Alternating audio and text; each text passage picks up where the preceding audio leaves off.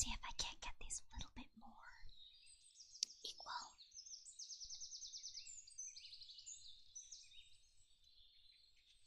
I'm still kind of working on like. Wait.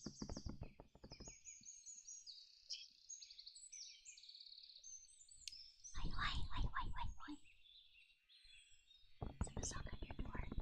Let me in. I wanna come in.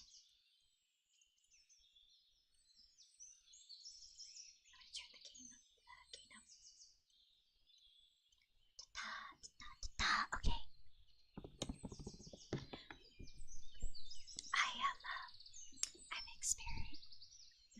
I've been experimenting a lot today, like a lot.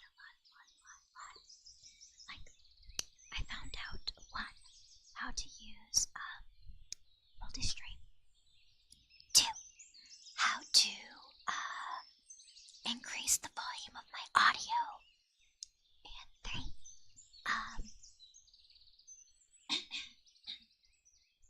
leaning away while I cough. I might still have to increase the gain on this side because it is still quiet. It's still too quiet. I think after all this, getting a new mic is my best course of action. I think I'm gonna have to get a new mic at some point, not now, but at some point, because this one at this end is very quiet compared to this side where it's so clear, you know? Anyway, come over again. Where's you? This is the wrong. There we go. Hi, hello. I found you. Chat. Which way should I be looking at this point? Hi. Huh? Is it working? Yeah, it's working. Okay. Half dead in my left ear, so I can't even tell. I feel like so many people are like, I am deaf in this ear, I cannot tell. I am deaf in that ear, I can't tell. And I'm like, oh fuck. How am I ever gonna get solid answers from anybody if we're all fucking deaf? That's okay. Oh, hi, Akiba. Oh, hi, Akiba. Half deaf game. Yeah. Oh my god, Mocha's half deaf too. What is happening? What is happening? Why are all of us deaf? Half deaf. Just a little bit deaf, right?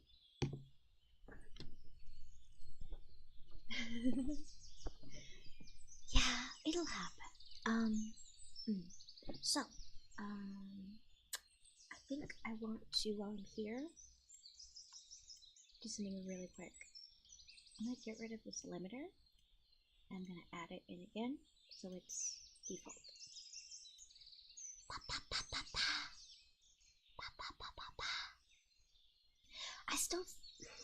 I'm very picky about where the audio lands. I want it to go up to the yellow, but it doesn't do that. It stays in the red for the most part. Well, no, it stays in the green. And it's really frustrating. I'm like 99% positive I have the right end. Can I just aim this down a bit without it falling? Your wife is also half deaf. Everyone's half deaf, bro. Everyone is half deaf. I also have to learn to whisper a little bit. Like, I don't fully know how to whisper, as opposed to like talk quietly, you know? How do I sound to those of you who aren't half deaf? Which may be a hard ask.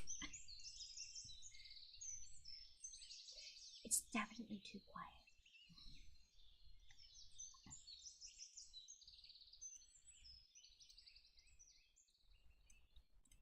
I turned up the gain again. I turned it up to 15. Is this okay? Or is like my breath hitting too hard? How is this?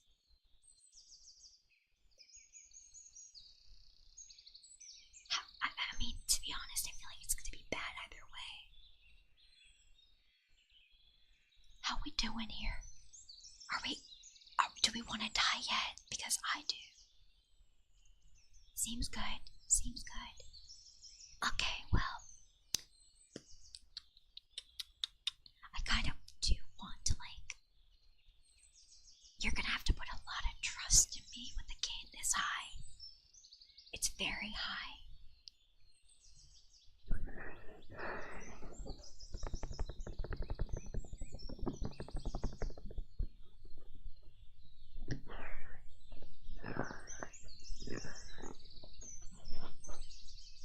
How's that?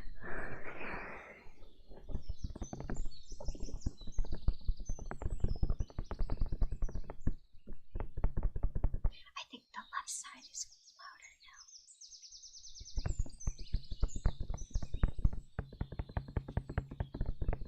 I think I have to practice tapping slightly harder on one side.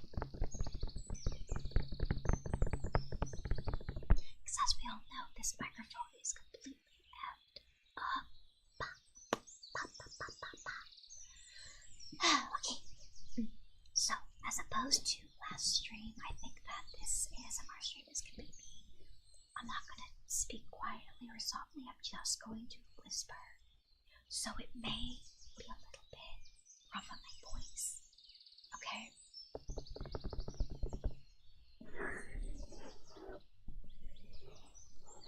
Also, I'm listening to it back.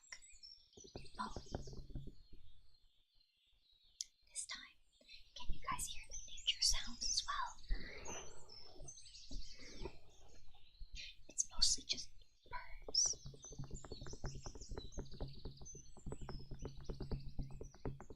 I don't know, I'm still working on what I want to do. It's very hard. ASMR is way more difficult than you would ever give anybody credit for.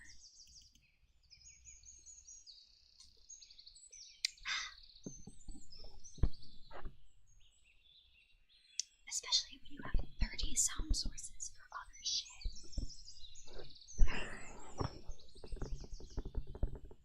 They're a tad loud. I actually believe you. Okay. Yeah, no, I actually agree based on audio levels. How's that?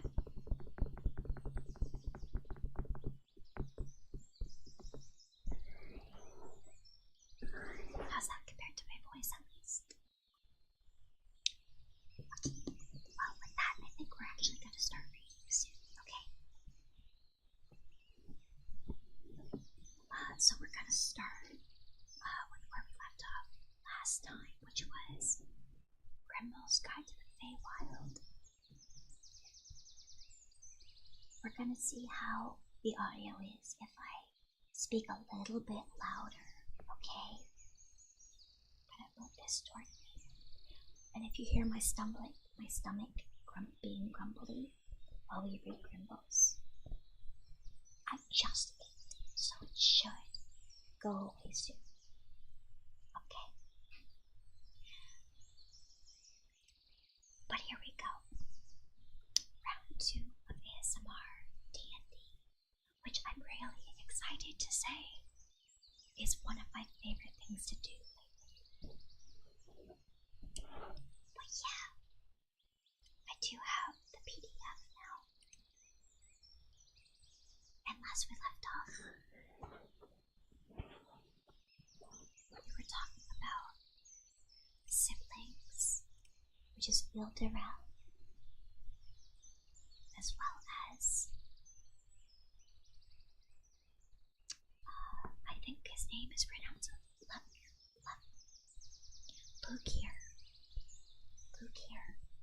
I believe is what the name is. Okay? Okay. So we also learned about Kevin, who is the trickster. He's the one that all the Fae in the Faewild hate. They love to hate Kevin because he always breaks his promises and he always lies. Even though he is the Autumn Queen's son, Ildrail. We also learned that you can, in your own D&D games, basically decide how people get to the Faewild. It's a very wibbly wobbly tiny world where anything can basically happen.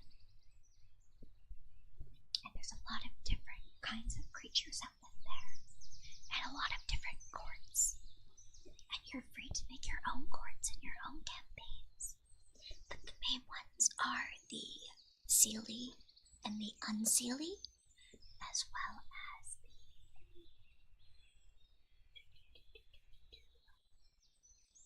What are the other courts, guys? Shit. There's the Court of the Decadent, which is anyone who... They're basically outcasts. And then the Gondigar, which is the kingdom of the Fomorian, which are giants. They fled from the light, delving into dark places beneath the ground, where they carved a new kingdom out of rock. I like the idea that the Faewilds are basically just the back rooms. It's pretty good. We also learned about Aisling, one of the Fae Elders, as well as the Dreadwolf Thayan, who is constantly on the hunt, or hunting. No, he is being hunted by Luggear. I'm sorry. Luggear is not Idriel's sibling. Idriel's sibling is Dalen. And Idriel is now the Autumn Queen after having undergone a lot of trauma from a deal that she made.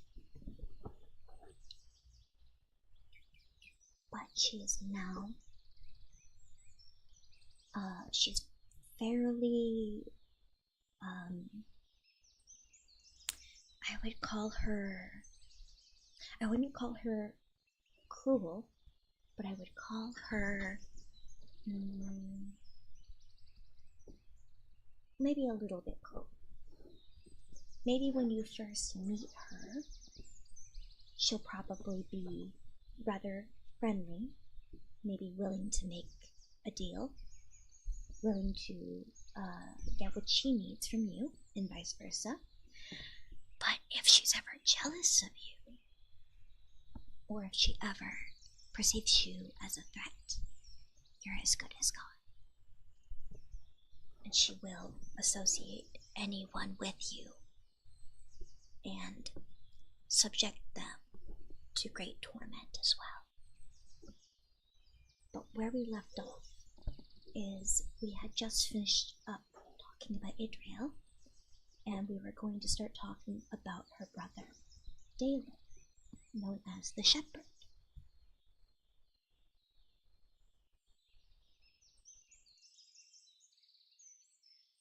I needed to cough, thank you.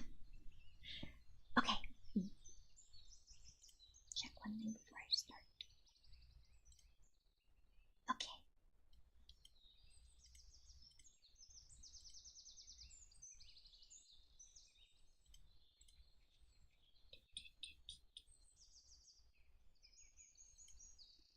I think we're good. We are, for the first time ever, multi-streaming to YouTube today. Because, just for discoverability purposes. I'm not really going to be paying attention to the YouTube chat. There's a link to this stream in the YouTube chat for people who want to come and join us. I'm still quite new to ASMR, so any feedback is highly appreciated, as well as just lurking. Lurking is very powerful this stream.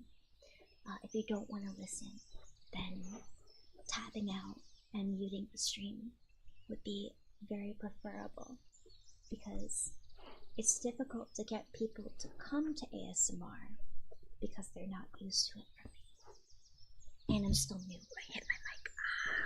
I'm sorry.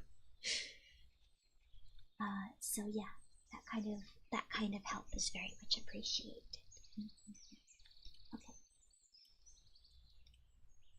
I didn't mean to hit you guys. I'm sorry. I'm sorry. Do you hear me? I'm so sorry. Alright, so let's learn about daylight. As soon as I check this pin.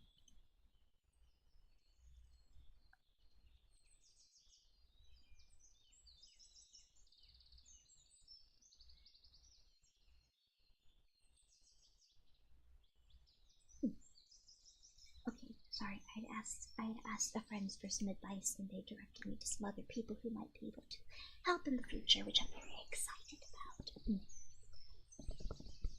It's a very funny paradigm, to be honest, how ASMR streamers struggle to get game stream members and vice versa. It's very much just a truth to content creation in general.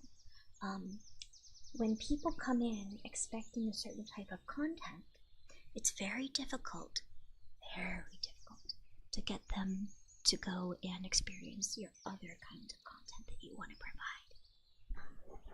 It's so hard. Primarily because, like, people are picky about their content. But the thing is, I can relate because I'm also very picky. Like, if it's not like if my content isn't a compilation of D&D clips, then I don't want to watch it. So as a viewer, I totally get it. You know? Okay, let's go. So we're starting from page 20 of Grandpa's Guide to the Faewild. Thank you. Thank you all for supporting. Okay. Tell me what audio, tell me what voice you prefer. Is it me speaking softly or me whispering entirely? Because it could be either. So this is more of a whisper that I was going to go for. And this one is more of like a soft spoken. And I'm actually going to put a poll for that in the chat. Get ready for some typing.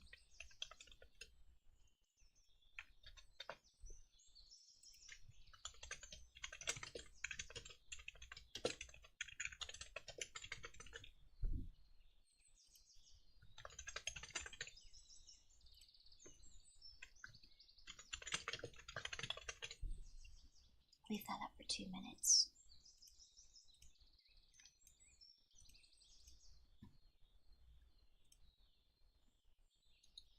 It's taking forever to get to the actual reading. I'm so sorry. I'm still learning.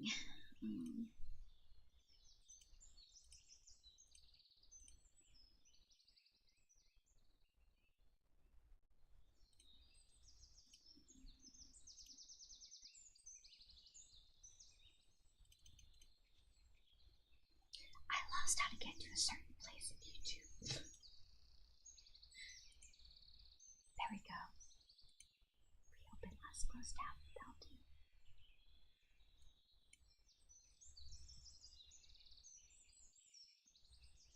Alrighty. Alright, I'm just making sure I have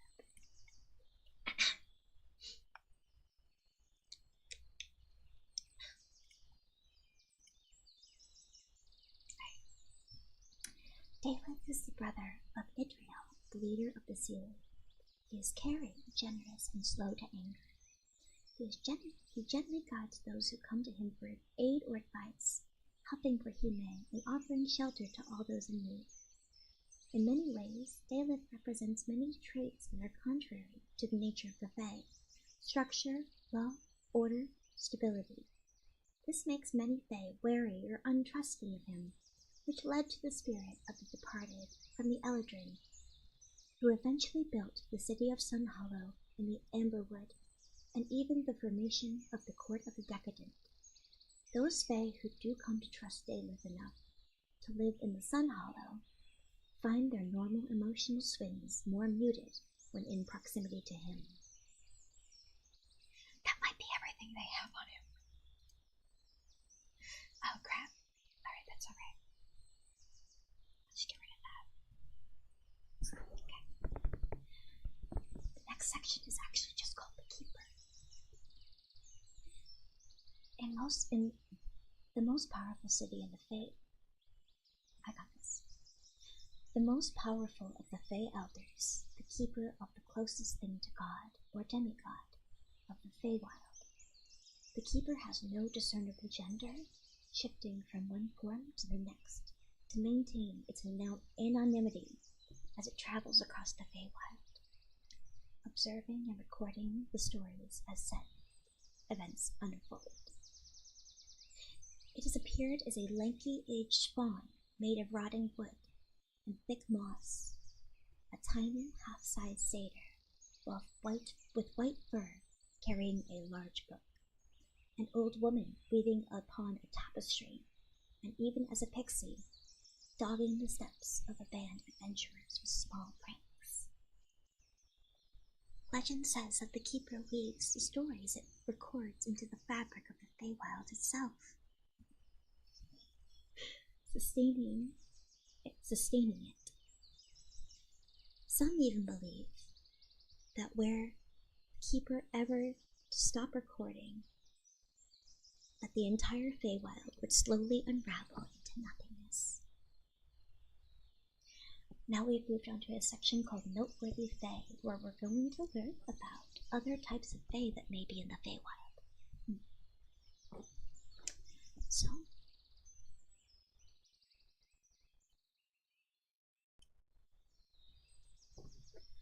there are some Fae who are so old, so powerful, or so woven into the stories of the Faewild that they are nearly as important to the Fae Elders themselves. Faewild, the Two-Faced King. Even with those who know him best, Faewild is a figure wrapped in mystique and intrigue and hidden behind ornately demonic masks. He is the master of illusion and frequent planar traveler. Searching. How do I just do names?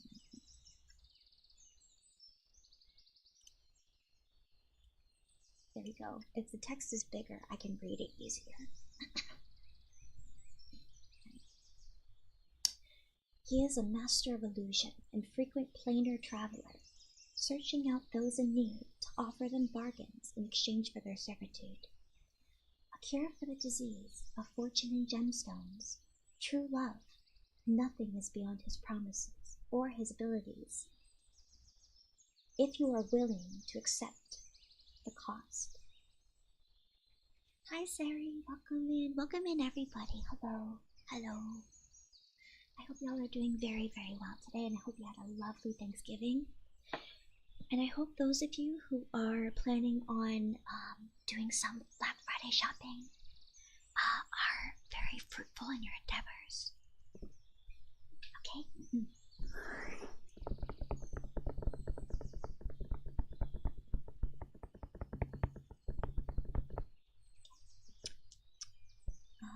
Born to human parents, Faewild was abducted as a boy and brought to the Faewild to be raised among the Unseelie court, where he maintained a station somewhere between pet, plaything, and novel oddity. Yet as he grew up, the magic of the Faewild seeped into him, altering his physicality to make him less human and more Fae. By the time he was grown, the only thing in him that remained human were the memories of the life he might have had. Faewild watched the squabbles between the Fae Elders, the conflicts between Unseelie and Seelie, and the temporal antics of the Autumn Queen for 100 years until he could stand it no longer, and before all the Unseelie court condemned the Queen and all of the Unseelie. He called them all fools for perpetuating the conflict between Seelie and Unseelie, Fools for following a queen who cared so little for her subjects. Fools for revering the Fae elders, when they could rule their own lives so much better. Then Faewild left the unseelie court, accompanied by a handful of Fae who had swayed by Faewild's harsh words. Faewild traveled next to the Seelie in the Everbright and spoke to all of those he could find, urging them to stop following the same story again and again, and to strike out with him to forge a new tale. And although most dismissed him as a simple Fae touched, his words swayed a few more to his cause. All that was left was to find a home for his new followers, a home that he found in the east in the Valley of Eos. He is a medium Fae. He is chaotic good. He is very, very strong. His armor class is 17. His CR rating is 8, which is pretty damn high. That basically means that a 4-person party of 8 should be able to take him down. Hi Sora, welcome in. Welcome, welcome, welcome.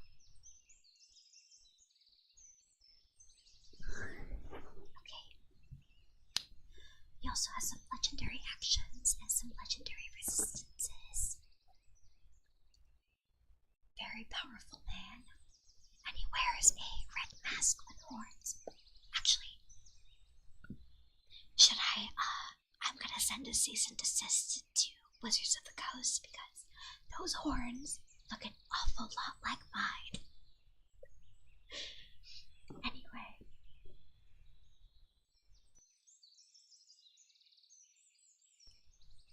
Alright. The next person is Whiffle. It's a small dragon, chaotic Phil. Challenge rating 6. Whiffle. So Whiffle can breathe air and water. Whiffle is Black Agatha's pet dragon. He was once an almighty adult black dragon named Vermancathurs. I like Whiffle better. Before he was trapped, enslaved, and shrunk to the size of a large dog by Black Agatha.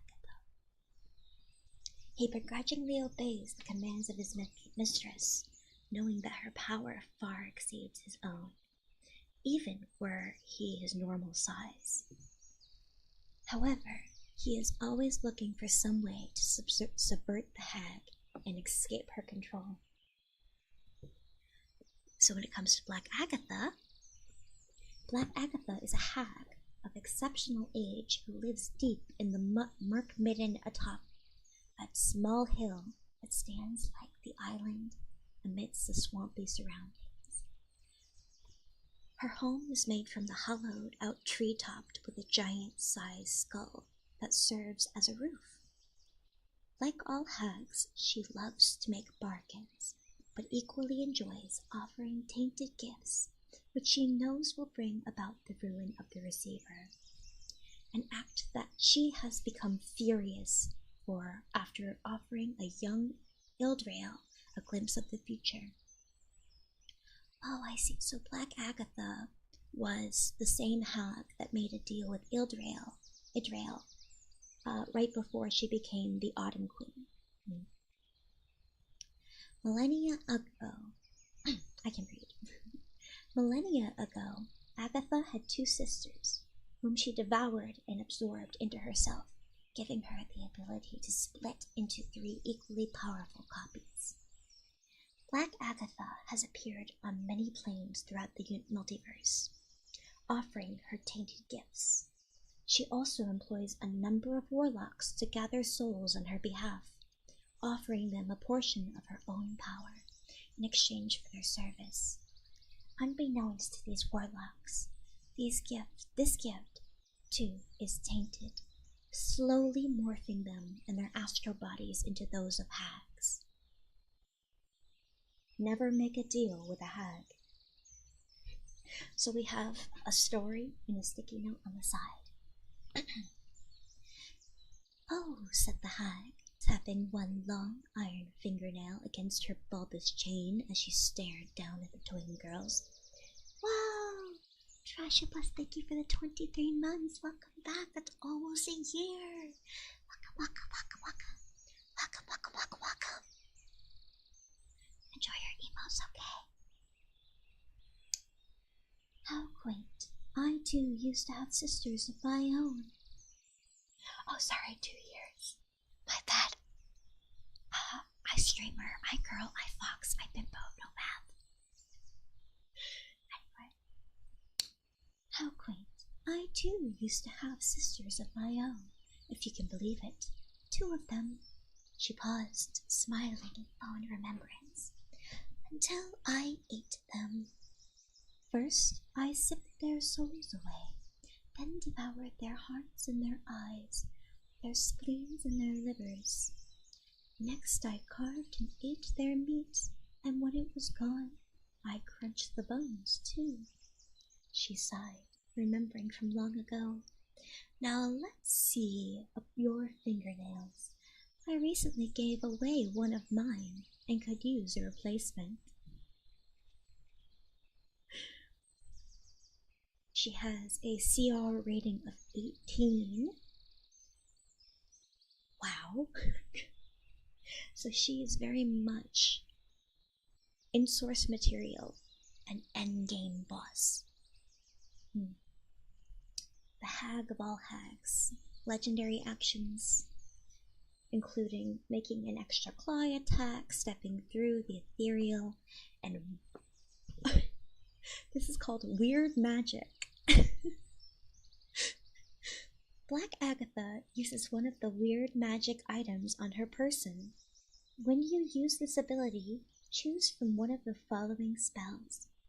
Each spell can only be cast once. And those weird magic, apparently these all count as like strange and weird magic, but I think most people can do these spells. It's Fog Cloud, Chain Lightning, Cone of Cold, Cure Wounds, Darkness, Dominate Person, Dominate Monster, Entangling Vines. Oh wait, Evert's Black Tentacles? Let's go. Okay, Based Agatha, Shatter, Slow, Vitriolic Sphere, and Watery Sphere. That's weird magic to Agatha. Tentacle mention. Let's go. She also has lair actions. On initiative count 20, losing initiative ties, Black Agatha takes a lair action to cause one of the following effects. Black Agatha can't use the same effects 2 rounds in a row. Ethereal nightmares cost all creatures within the lair. Each hostile creature must succeed on a DC 20 Wisdom saving throw, taking 4d6 psychic damage on a failed save, or half as much on a success. Roots grow up from the ground as in a 10-foot by 10-foot area. All creatures in the area must succeed on a DC 20 dexterity saving throw, or be knocked prone, and restrained by the roots. As an action, a restrained creature can make a DC 20 strength saving throw to end the effect. The third one is a gust of wicked wind, 60 feet tall and 20 feet wide, whips through the lair. All creatures within the area of effect must succeed a DC 20 strength saving throw, or be pushed 20 feet in the direction of the wind and be knocked prone. On a successful save, they move 10 feet and are knocked prone. So if we want a note from Gimbal about Black Agatha, it says, I must confess that when I first heard the tales of Black Agatha, I had the hag of Mirkmidden. I laughed them off as nothing but stories. The evil witch lurking in the swamp, ready to devour your soul. It all seemed too predictable. Yet as I collect more stories of the witch and witness the utter terror with which all Fae regard her, I can't help but think that at least some of the stories must contain some grain of truth. Gimbal. The Tooth Fairy! Guys, we found the Tooth Fairy! The Tooth Fairy's name is Flynn, and this is all about Flynn. They are a tiny fae, and as opposed to common belief, Flynn the Tooth Fairy is chaotic evil. Who would have guessed? Alright. Flynn was once a member of the Sprite Enclave in the Twilight Forest. When a band of adventurers stumbled upon them and accused the sprites of stealing a magical ring from a member of their party, the adventurers ransacked the Enclave, killing sprites and smashing homes. A few sprites who survived the attack escaped into the forest. Flynn among them. Flynn wandered, broken and alone, through the twilight and into the Everdark, where he came upon the cottage of Black Agatha Mudwallow. The hag promised the grieving sprite power and revenge if he would send his soul of the victims to Black Agatha. Black Agatha's magic twisted Flynn, turning him inside out and back again, twisting his mind and tearing out his conscience, leaving him little more than a powerful shell of his former self, bent on revenge.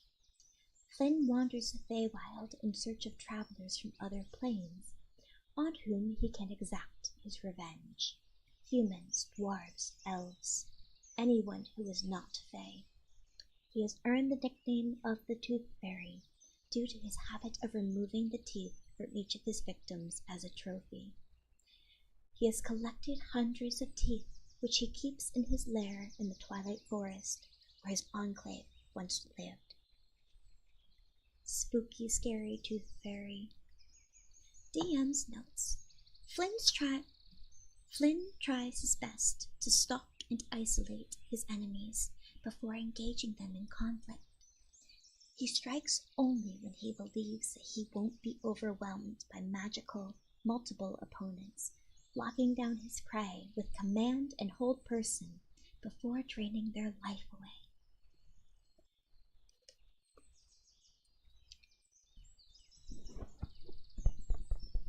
Yeah, no, the proper Fae Tooth Fairy, I don't think he's the children's fairy tale one. I think he wants your teeth for impure reasons. Flynn's coming for you guys. Don't lose any more teeth. It's not super common for American health insurance to include dental, but I feel like it's very important that we include dental because otherwise Flynn is going to fuck us all up. Brothers Graham. Yeah, Brothers Graham. Okay. This is a note from, I thought that the stories of the Deceiver were nothing more than that, stories. That is, until I heard him myself. His voice was like honey, whispering into my ear and reminding me of my many failures.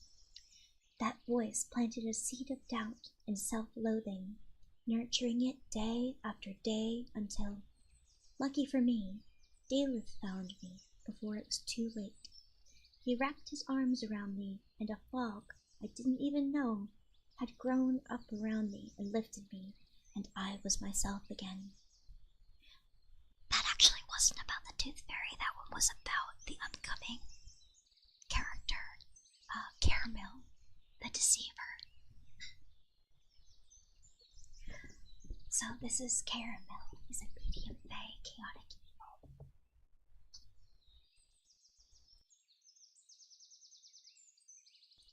I just burped hardcore. Thank God I got that in time. I was like holding it. Oh goodness, oh goodness, oh goodness, oh goodness. Okay. Honey Tongue Devil, Poison Speaker, Death's Breath, Deceiver, He has been known by 100 names and moreover countless generations, though those who know his true name will not speak it.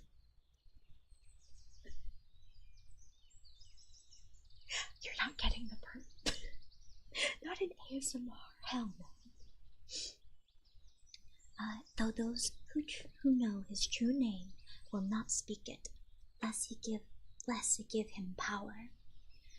Caramel is an entity of the Faewild that defies understanding. He stands on the edges of reality, moving back and forth between existence and non-existence on a whim. He is a pair of glowing eyes in a darkened alley, a shadow moving through the forest, a figure visible out of the corner of your eye, or a voice on the wind. And although he takes the form reminiscent of an elf man on the rare occasion when he walks in the primaterial plane, it is unknown whether he ever had a real body at all.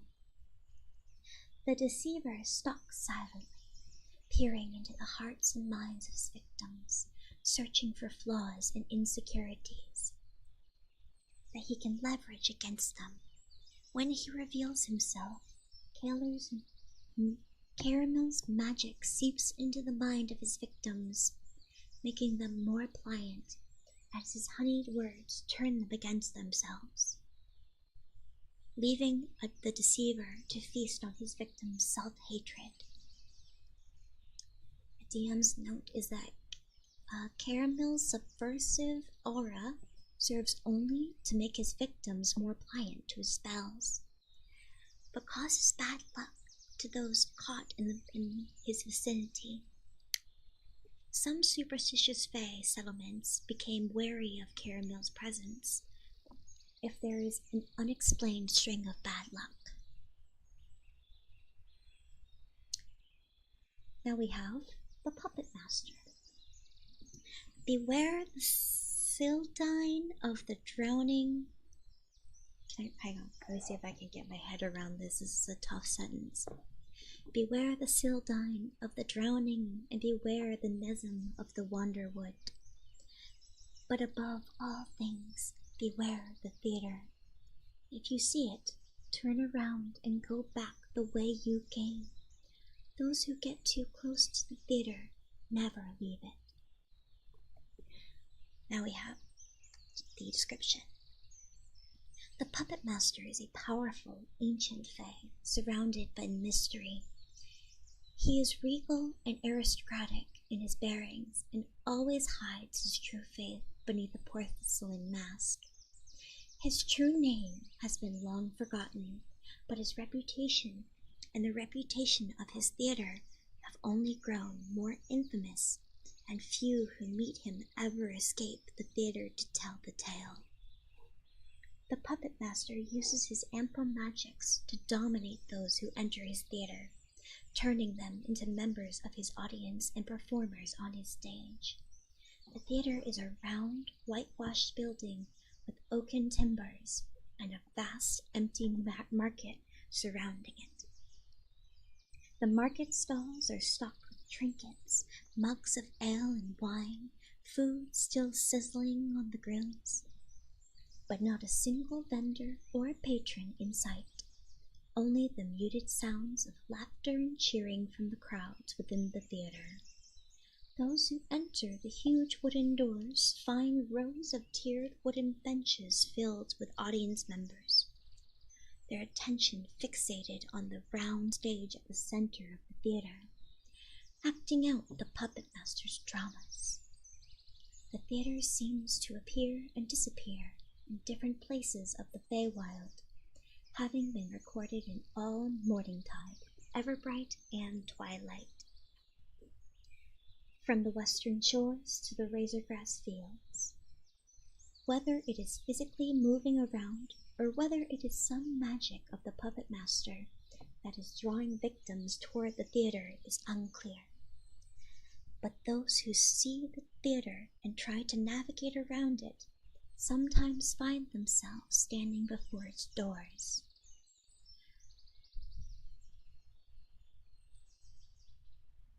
This guy is a scimitar. cool. He was a medium fae and lawful evil, which is a really interesting enemy alignment for lawful evil, especially with someone who's a clown. He's more of like, I think he's clown adjacent, yeah. So next we have the Fomorian king, Gebgadar. Uncharacteristically large and twisted, even by Fomorian standards, Gebgadar secured his place as the king of the Fomorian through a string of challenges and conflicts in which he forced the other Fomorian into submission. I almost had to burp again, sorry. Okay.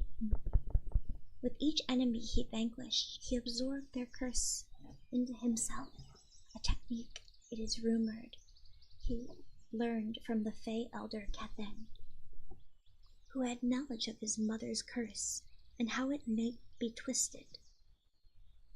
As he became further saturated with the curse, Gebgadar continued to grow in size, his body twisting and mutating further with each kill, his right arm growing in size and sprouting cursed eyes from his flesh. Gebgadar rules over the new Fomorian kingdoms beneath the surface of it with an uncompromising iron fist, gathering treasure and strength to himself in hopes that one day the Fomorian can venture to the surface again to finish the conquest of the Faewild that they started so long ago. He is huge Fae, neutral evil, likely spurned from his past trauma of being kind of banished into the underground of the Faewild. He's an armor class of 18. Alright. Now we have a new section, Champions of the Faewild. Fae and the Fae touched. These stats are meant to be a template for both Fae creatures and those who have been touched by the magic of the Faewild, which are called Fae touched.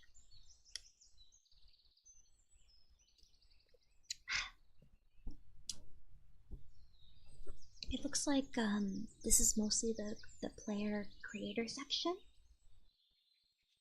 You can either choose to be Fae or Fae touched, and those are both available in the monster manual. Gimbal has a note here. It says, "In my travels, I have met many beings who claim that they have come from the Faewild. Long-eared elves of exceptional beauty, tall fawns made of wood and moss, and even beings that seem to have been crossed with a fox."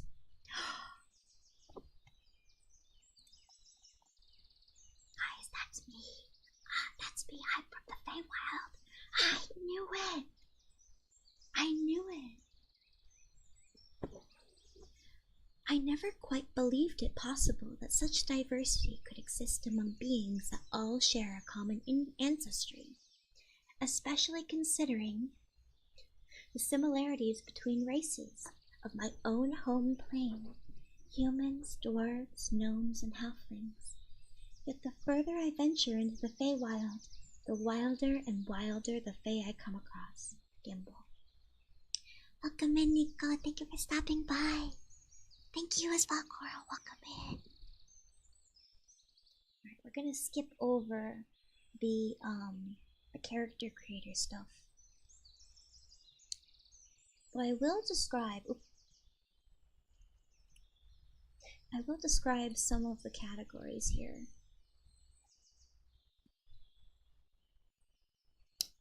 So the sun-kissed Fae are those who live their lives beneath the ever-present sun. They are hardier than other Fae. The friendliest, most jovial Fae are often counted among the ever-bright, and are the most accepting of outsiders. Shadow-touched. These Fae who live in the most beguiling places of the wild, like the Wanderwood and the Murkmidden, have had to learn to be clever and elusive, They are cautious and instinctually deceptive. Waterborne. Many of the most dangerous Fae in the Faewild are those who live in the water. Fae of the watery places of the Faewild can sometimes be characterized by rapidly shifting emotions and possessive or covetous natures. They are as likely to resort to deals and trickery as they are to charm you and lead you to a watery grave. So we can count sirens and mermaids among them. Darkling is a dubbed Sith. It is a kind of a division of Fae. Darklings are the descendant of the Fae commonly referred to as the Dark Crow or Dub Katha in Sylvan, who betrayed the Autumn Queen and had a curse laid upon him that continued in all his descendants. Darklings usually settle in secluded caverns or caves and have an intense love for art, beauty, and all that belies in the dark in which they live. Hi Lex, welcome in, welcome in. The body of a darkling absorbs light over the course of its life, exploding outwards when it dies. Let's see. The cursed darkling is the curse of the Autumn Queen that causes the bodies of darklings to absorb light, aging their bodies unnaturally. This twists their features of cursed darklings to appear almost goblinoid, with long pointed noses, pointed teeth, and wrinkled faces. It is possible to transform from a cursed darkling to an elder darkling. A darkling can undergo a ritual to transform into an elder darkling. This ritual is called the Ritual of Luminescence. The ritual requires a special tattooing ink crafted from 100 gold pieces of sunstone amber and a 100 gold piece of obsidian, combined with the first rays of the dawn, the shadow of someone not affected by the Autumn Queen's curse, and a water drawn from the spring that has never seen sunlight.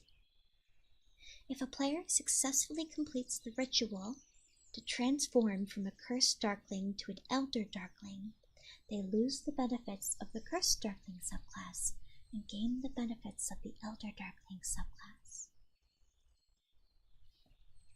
Elder darkling. Elder darklings are darklings who have undergone a ritual to transform them into a taller, more fair form, which resembles the Fae they were before the Autumn Queen's curse. They are marked with glowing tattoos that channel some of the darklings' absorbed light away from them. Now we have the Lucifer. Moving from one all-consuming project to another, with a disregard for the events going beyond the doors of their workshop, Lucifer are beings of obsession and single-mindedness. They average between 4 and 5 feet tall, with slender bills and pale skin that can be tinted any color. Their features are sharp, their hair thick and unruly. Creative obsession. The Lucifer are sometimes referred to as the dwarves of the Fae for their skills and love of crafting. They consider creation, whether it be the forging of the sword, sewing of a garment, or painting of a portrait, to be of the highest form of skill, an expression that anyone can aspire to. As such, most Lucifer choose to discipline themselves at an early age and spend the rest of their lives perfecting their craft. The Lucifer claim to be direct descendants of the Keepers, and that it was the Keeper himself who taught them the secrets of their crafting. Every Lucifer workshop contains a small shrine to honor the Keeper in the same way the other creatures honor their reserved ancestors.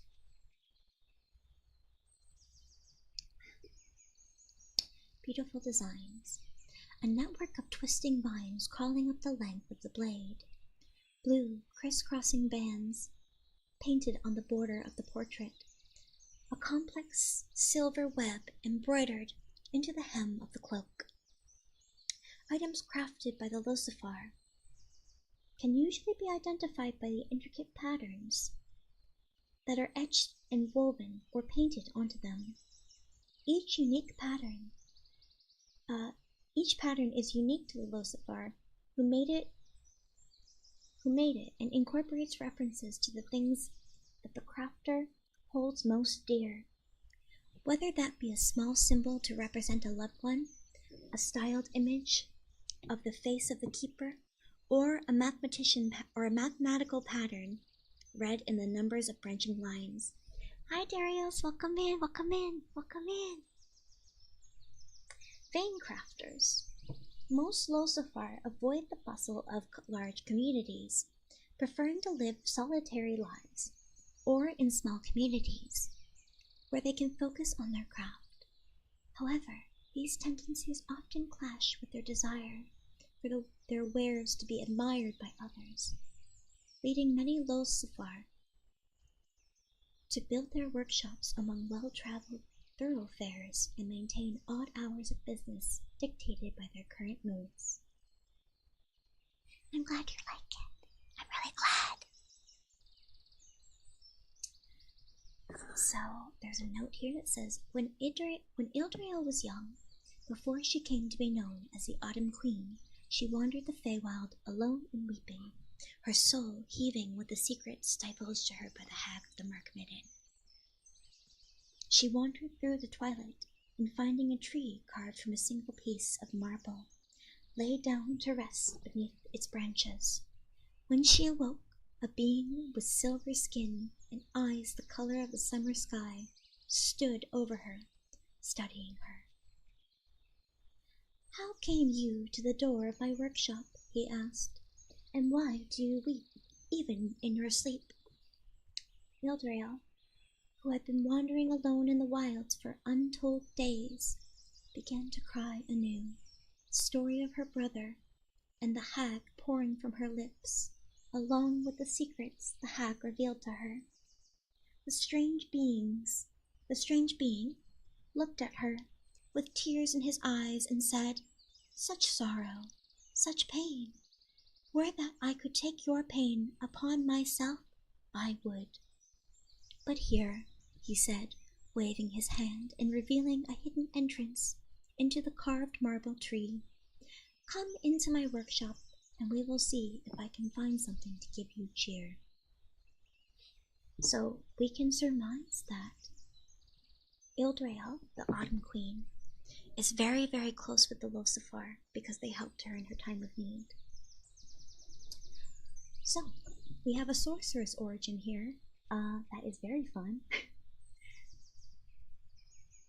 Okay. Humanoids who grow up in the Faewild can become Fae-touched as the magic of the Faewild seeps into their physical form.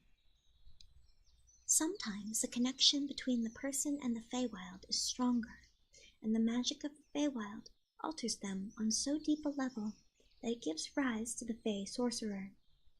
A Fae Sorcerer is a beacon radiating the magic of the Faewild out from them wherever they go, acting as a bridge between the Faewild and whatever plane they are on.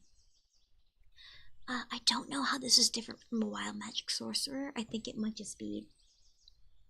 This might be a homebrew, but I'm unsure. Gimbal says in a note, "I heard it said that the magic of the Faewild can saturate the body of someone who spends too long within its borders, producing a sorcerer. I have even heard tales of such sorcerers dissolving the barriers between the planes." Gimbal.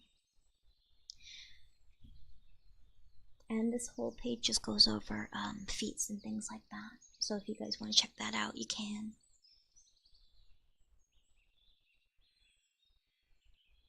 So there's also an otherworldly patron, hag. Your patron is a powerful hag or coven of hags from the Faewild, a self-serving creature of evil and malice. Hags often have inscrutable schemes and plans that stretch millennia, plans of which you may be a small or a large part in. Being connected to a being of such inscrutable evil can have unforeseen consequences for the warlock.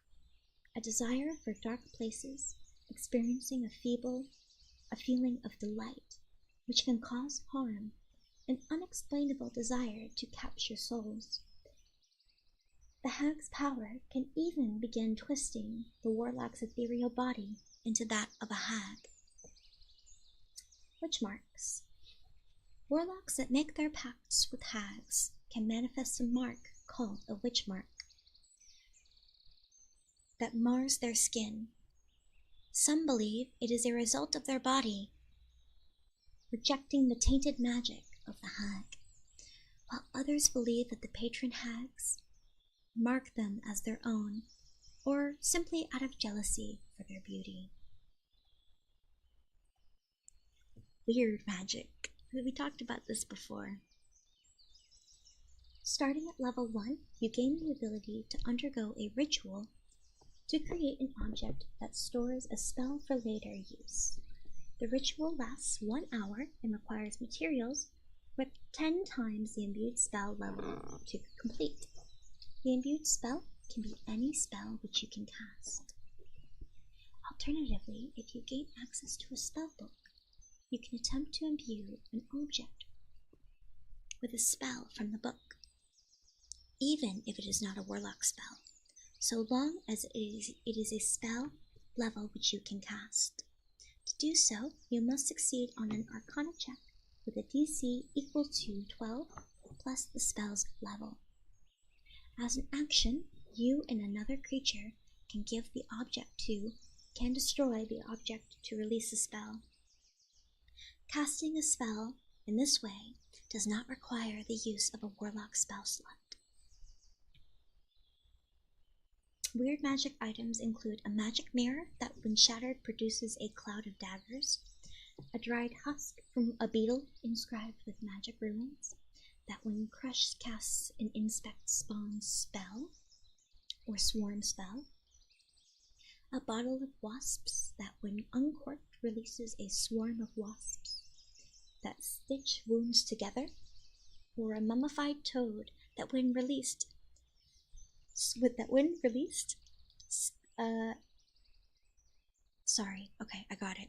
squeezed releases a cloud of darkness from its mouth, casting a darkness spell. That sounds like so much fun to mess around with.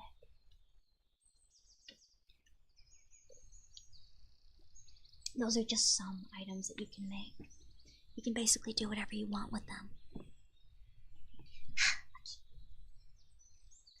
So then we have Haunting Vision, Hag's Visage, Weird Transformation. What can you transform into? Let's find out. At 14th level, as an action, you turn yourself into a hag for up to 1 minute. Yo, that's cool. You can end this effect as a bonus action. While in this form, you have the following benefits. Advantage on saving throws against spells and magical effects. As a bonus action, you can teleport up to 60 feet to a place that you can see. What the fuck? That's wild. Literally. Enemies have disadvantage against saving throws to resist your spells.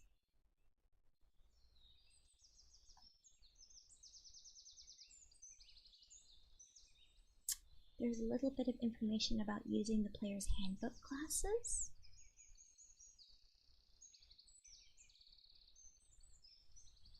Let's talk about Celandine. A warlock can make a pact with a powerful Celandine or collective of Celandine. The Celandine's ability to speak with the dead can provide good motivation for a character to go to them and a good reward for a player's character doing the Celandine's bidding. In return, the Celandine may demand that the player character drown people to appease it, or to bring those who are spiteful or bitter enough to be added to the Celandine collective. Players who wish to play a Celandine Pact Warlock can use the Archfey Pact found in the player's handbook. So we have some instructions here on like what you can do to build your D&D character for a Fae round. Another otherworldly patron is Nazim.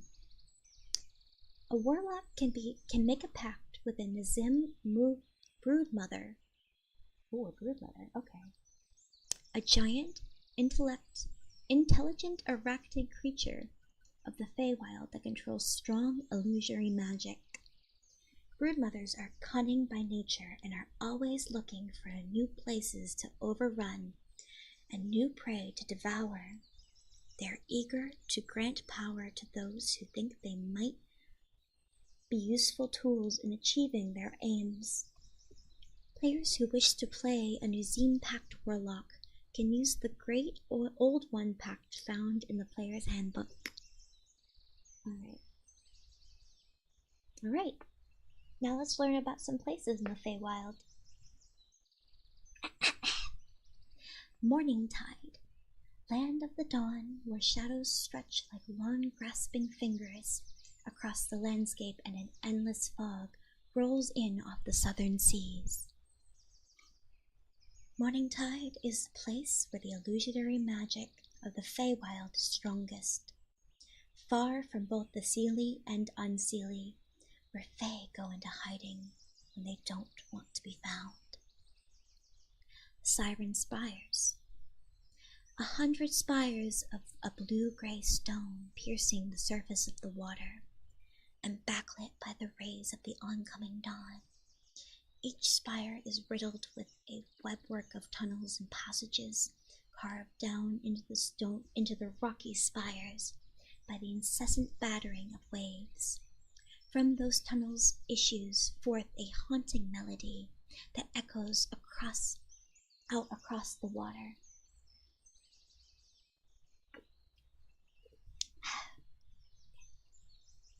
Those few who have managed to land safely on the spires and return report vast networks of underground tunnels stretching miles into the rocks, underground chambers filled with huge crystals and graveyards of ships and broken on the rocks.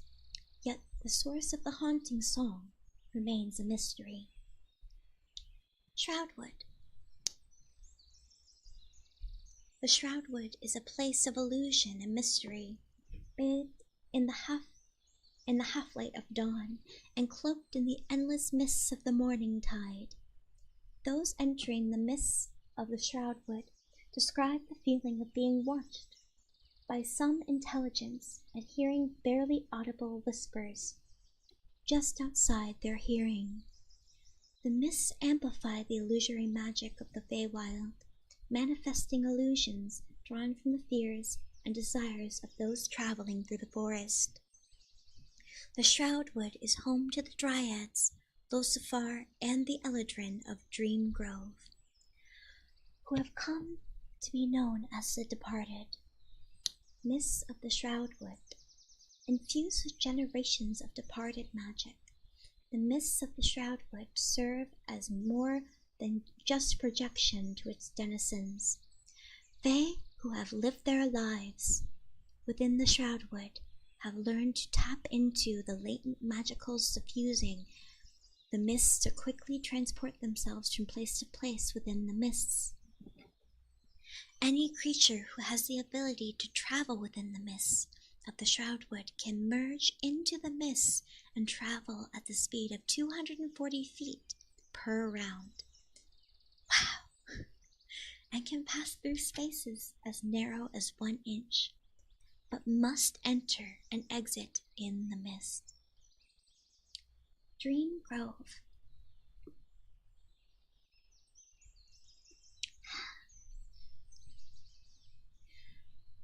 Settlement alignment, chaotic neutral, population 3,000. A generation after the founding of Sun Hollow, under the shepherd's care, there was a schism among the Eladrin. A group of Eladrin believed that living within the stone walls and high towers of Daleth had built in to protect them was against the nature of the Fae, and that they had strayed too far from nature. This led to a number of Eladrin leaving the city of Sunhollow and setting off to build a new home for themselves, which would be safe as Sunhollow was, but would allow for a lifestyle that was closer to what they believed had been intended for them. This led to the founding of the Dream Grove. The Dream Grove was founded by the Eladrin that left Sunhollow and aided by the clan of Dryads in Losifar, as they discovered concealing themselves within the Shroudwood. Through their combined magics, the Eladrin and Dryads grew the trees of the Shroudwood to enormous size and shaped themselves to create homes for themselves. They tapped the magic of the Shroudwood to create an illusory barrier to hide the dream groves from outsiders. The Mistfall Valley. A sprawling valley in the northern edge of the morning tide, where the sun begins to climb towards its peak. It is a low, expansive valley separating the Shroudwood in the south from the Amberwood in the north. The mists of the Shroudwood flow forth from the trees and pour down over the edge of the valley like a waterfall, giving the valley its name. The mists condense into the sun, forming tiny rivulets of water which flow into the crystalline lake at the center of the Valley of the Mirror. Speaking of the Valley of the Mirror is a wide, shallow lake at the center of the Mistfall Valley, formed from the condensing mists of the Shroudwood as they roll into the valley. The waters are saturated with illusion and enchantment magic. If drunk, the waters of the mirror tap into the thoughts and memories of the imbiber, offering a kaleidoscope of visions that draw out repressed memories and feelings that lay them bare. Fae and beings from across the plains make their point of traveling to the mirror at least once in their lives to imbibe the waters, as the visions that they include are said to help heal emotional and mental trauma. The Everbright. The Everbright is a land where the sun hangs high in the sky and darkness never falls. It is a vast expanse of sun-soaked fields, rolling hills, and verdant forests. When most people think of the forests in the Faewild, populated by golden-haired elves and satyrs. I don't know the word that they use to describe the satyrs, so I'm just gonna say satyrs. It is the Everbright that they are picturing. The Everbright is a home to the Seelie and many of the permanent gateways between the Faewild and the other planes. These are the locations within the Everbright. We have the Emberwood, a seemingly endless expanse of sun-drenched forest. The Amberwood is a dense but passable, deciduous forest set under the perpetual afternoon sun. The upper levels turn bright shades of yellow and gold as they become saturated with light, while the lower leaves remain lush and green. If the trees are pierced, the sap they drip glows with the light of the sun, forming sunstone amber, for which the forest is named.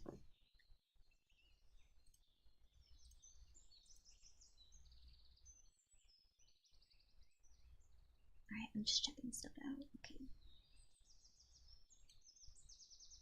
Making sure everything's good to go. Alright. Can never go wrong. Never go wrong. I'm checking how things are. Okay.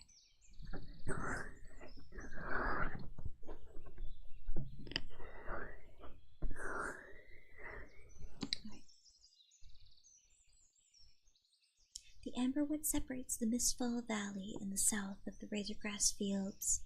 In the north, and touches the silver hills in the west. Despite the high population of Fae within the woods, and the forest's prosperity for destroying any tracks or paths carved through it, it is considered one of the safest places to travel in the Faewild. Gimbal has a note here. I have seen some strange things while my guide and I have been traveling in the Faewild. Saplings sprouting from the skin, illusory magics to confound the senses, and strange whispers from the darkness, urging me to do unspeakable things. But undoubtedly, amidst all the madness, that strangest thing of all was when my guide and I were traveling the Amberwood, and my guide sat down upon the ground and refused to move. He said that the Amberwood had welcomed him, that our contract was void, and that he was going to make his new home there, right in that spot. Thankfully, I have spent enough time in the Faewild to know when someone is besotted by magic, and I knew enough to just sit with him and hope that the magic faded. It did, but not before I spent more than 8 hours listening to the poor fool tell me about the family he would raise once he found himself a nice Fae woman to settle down with. This guy's got the right idea. Women. From Gimbal.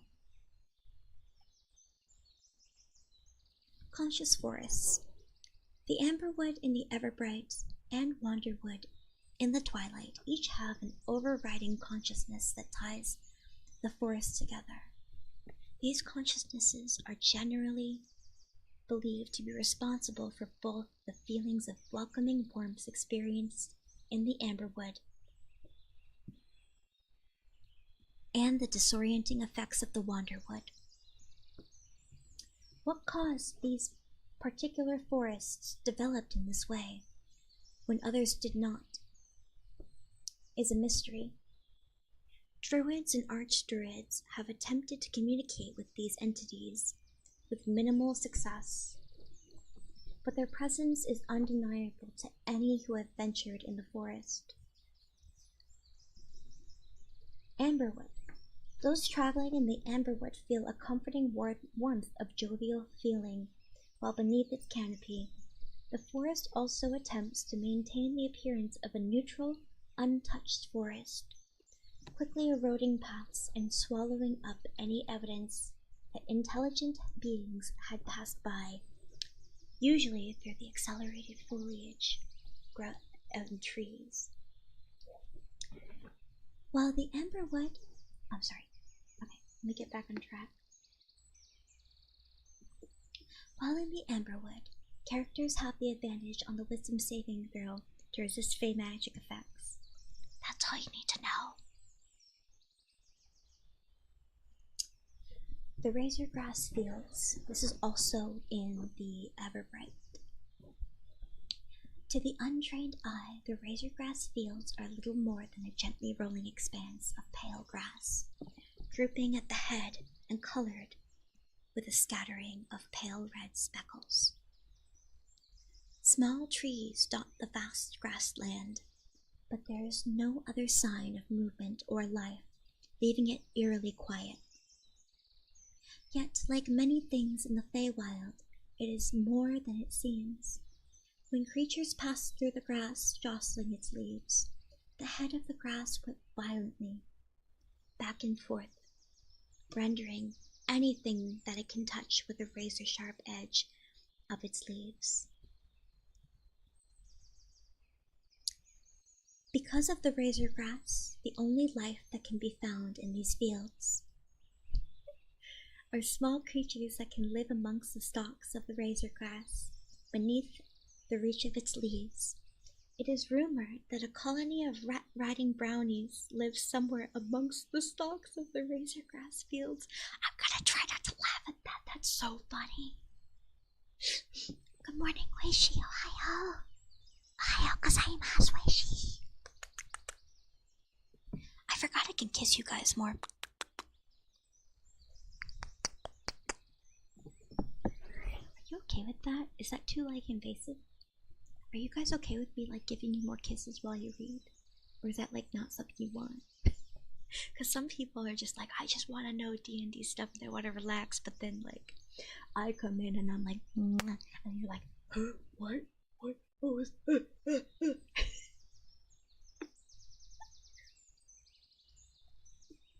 You just never know, you know?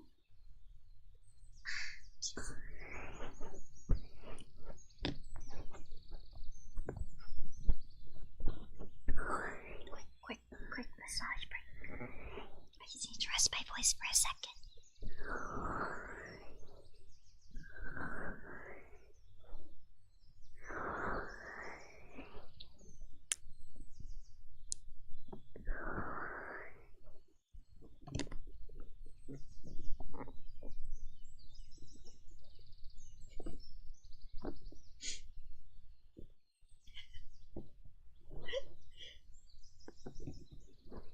Oh, that's so sweet. Thank you very much, Jingle Sweet. I like that you compared my eyes to the summer forest when I'm an autumn goddess, but you know what? Maybe I can take over multiple seasons one day, yeah? Very, very sweet, thank you. This one right here, officer. I just wanted Dungeons and Dragons, but she had to kiss me instead. The witch. She's a witch.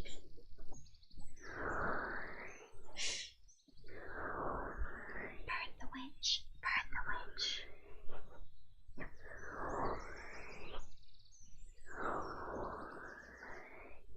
Are you guys liking the Are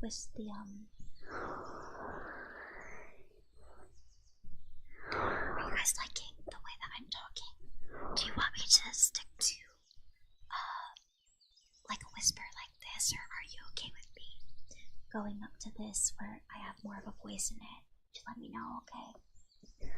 Because I asked in the beginning, but I don't think as many people were here. You have a soothing voice. I don't think we have the secret lesbian title up, but that was the title from the stream before this one.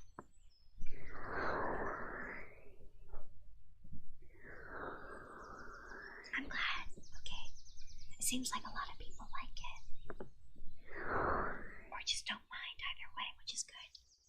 Alright, let me get some water.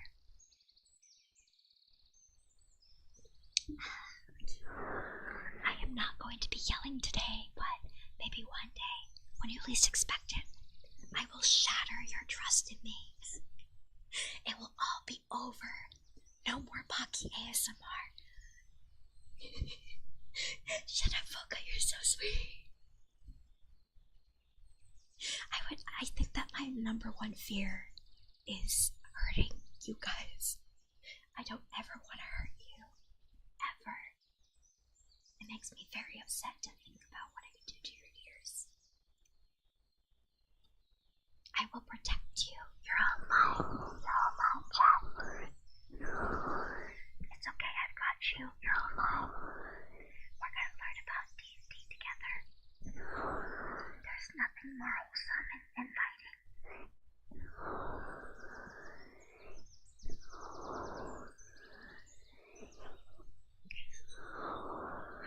Never trust again. Probably for the best. I hope those of you who are watching this on YouTube, by the way, are having fun as well. Despite the fact that I'm multi-streaming. I'm so excited to keep multi-streaming in the future because that means all of my thoughts will be automatically uploaded to YouTube in a separate category from uploaded videos. It's gonna be so nice. Oh my god. It's gonna be so nice, guys. Hey, if you want to boost me a bit, if you guys want to do me a favor, you can just mute this tab if you're, like, mute this tab if you click this link, but, I have something to ask. Oops, I closed it. Okay, so this is the link to the YouTube just for this stream. If you guys were to lurk in that one in the background, that would be very much appreciated, because it would boost it, right? And then more people would discover it, and then hop on over to Twitch after. I'm on that grind, guys. I'm on the grind. Can I modify it though? I want to increase the bitrate.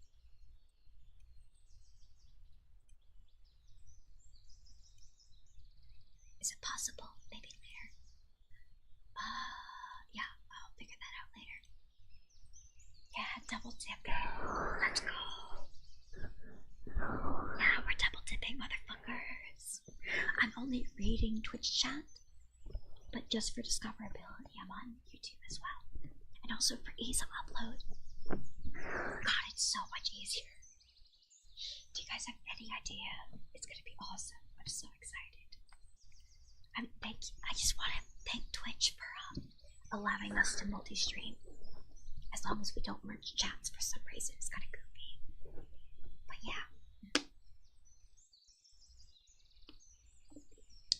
Okay.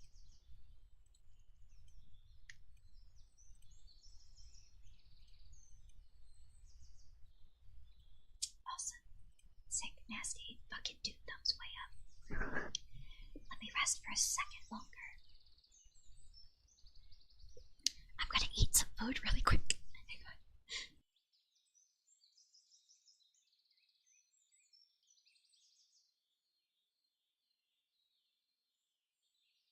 I have stuffing from Thanksgiving yesterday. I'm not gonna eat it on mic, but yeah. Wait, okay, maybe I will.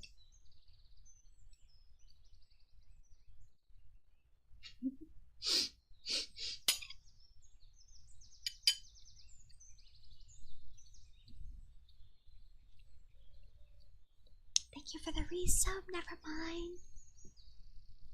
Fob smiled me and woke up and chose comforting ASMR. My mind was not ready for this. I'm glad that you're enjoying it though, even if you weren't ready. Welcome back for 22 months. Welcome back to the Paw Patrol. Enjoy your emotes, okay?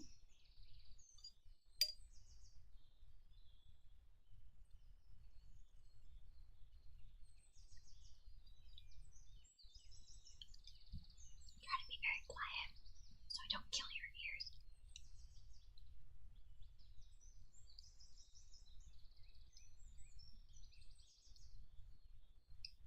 I just used some food.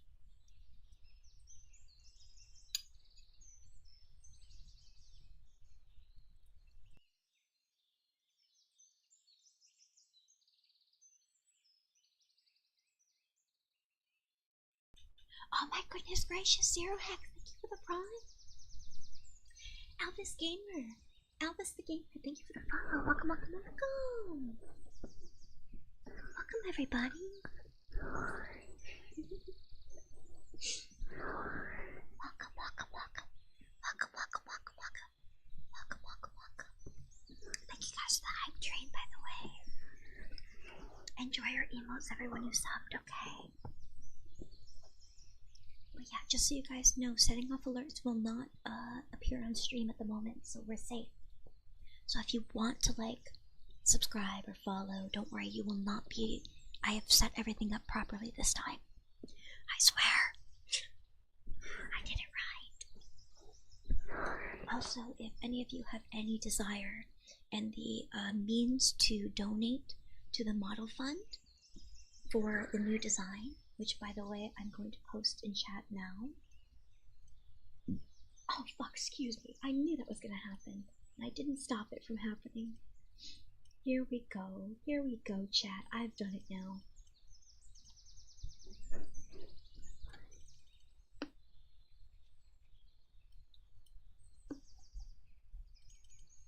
We got her, yeah, she belched in the microphone, let's go.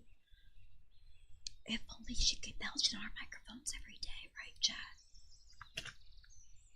This is the new design, or one of them. There's two of them, but this is one of them. So if you'd like to help fund the model for this design, drawn by Nikki Vior, when the time comes, which we have planned together, and you'd like to help me raise some money for that, you can click on the throne link that Nightbot posted before. Would really appreciate, but it's not necessary, okay? And that's what the bar above is for. Okay.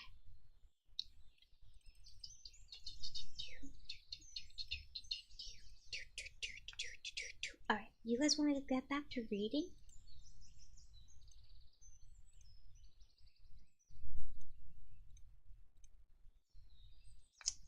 Alright, we're back to Gimbal's Guide to the Faewild. Last we were reading locations in the Faewild, essentially in the Forgotten Realms universe. Yeah. After night, I'll be fucking you 7 days a week. Monday, Tuesday, Wednesday, Thursday, Friday, Saturday, Sunday. Monday, Tuesday, Wednesday. Thank you, Nevermind, for gifting us up to Sari. Thank you so much. Thank you, thank you. Sari, enjoy your gift sub. Alrighty, let's get back to it, okay? Oh, also liking the YouTube stream helps quite a lot, so if you could do that as well, I'd really appreciate it. Alright, there we go. We'll go back to everything after that nice interlude, yeah? Okay.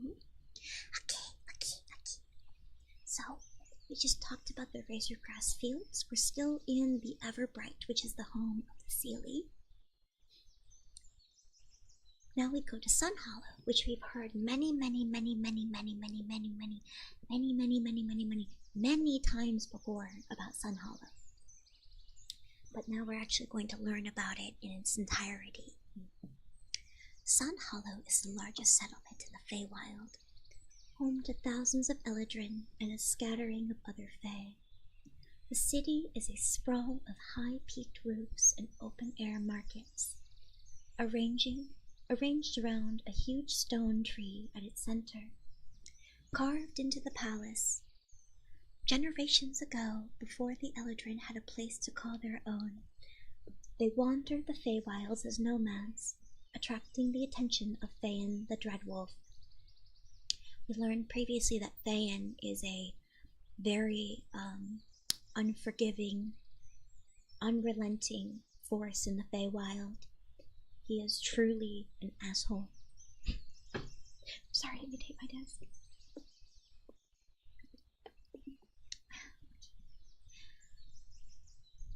He stalked them through the forests of twilight and into the Everbright, stealing into their camps each day to devour another of their member, reveling in the fear it caused them. Then a man strode into the Eladrin encampment. He was fair in features and kind to the nomadic Eladrin, who had been fleeing the wolf for longer than they could remember. He offered them a place, safe from Thane's jaws, where the Eladrin could make a home for themselves. The man led them far to the south, into a clearing in the Amberwood, where the trees bled sap of purest sunlight, and he planted the sapling, declaring, as long as this sapling drinks in the rays of the sun, the Dreadwolf will harm no one in this place.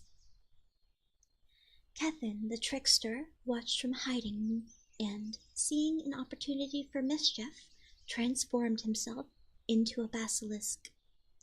He lumbered out of the trees and with his basilisk's stare turned the sapling to stone. The Eladrin, who had felt hope for the first time in so long, wept, and Phaean, watching from the shadows, licked his lips hungrily, but the kindly man only smiled and laid a hand on the stone sapling, which began to grow taller and thicker until its stone branches towered over the Amberwood. "Here you will make your home," he said, allowing his disguise to fall away, and revealing himself as Daleth, one of the Fae elders. In the years that followed, rooms and halls were carved into the great stone tree, turning it into a palace, which was dubbed the Sunspire, and the city of Sun Hollow grew up around it, safe from Thayan, the Dread Wolf. The Eladrin of Sun Hollow, along with their leader, Daleth, began the first of the Seelie. Based. Alrighty.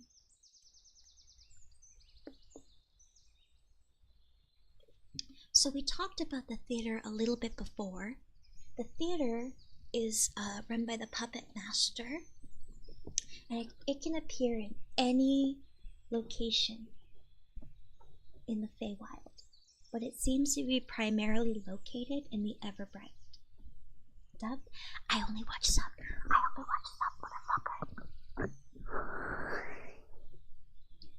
There is no place in the Faewild more reviled and more feared than the theater.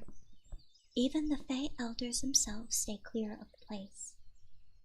The theater is a circular building built of thick brown timbers and whitewashed plaster, covered by an awning of the brightest red canvas.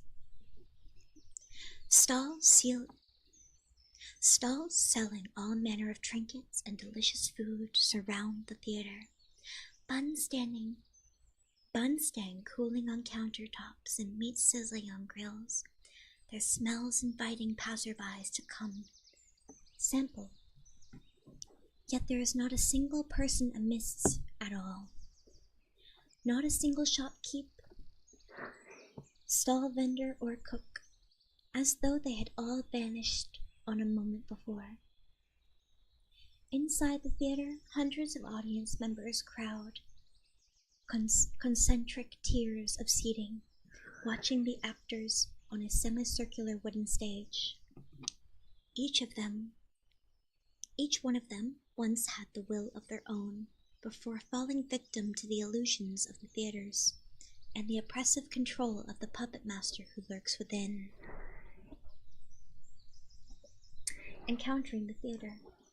If the player encounters the theater, traveling in any direction where the theater is within your sight, will bring you to the theater. What? Okay, got it. Okay, so basically, if you're at the theater, you're gonna be stuck in the theater. You don't get to leave the theater. We're all in the theater now. We're all parts of the circus now, Chad.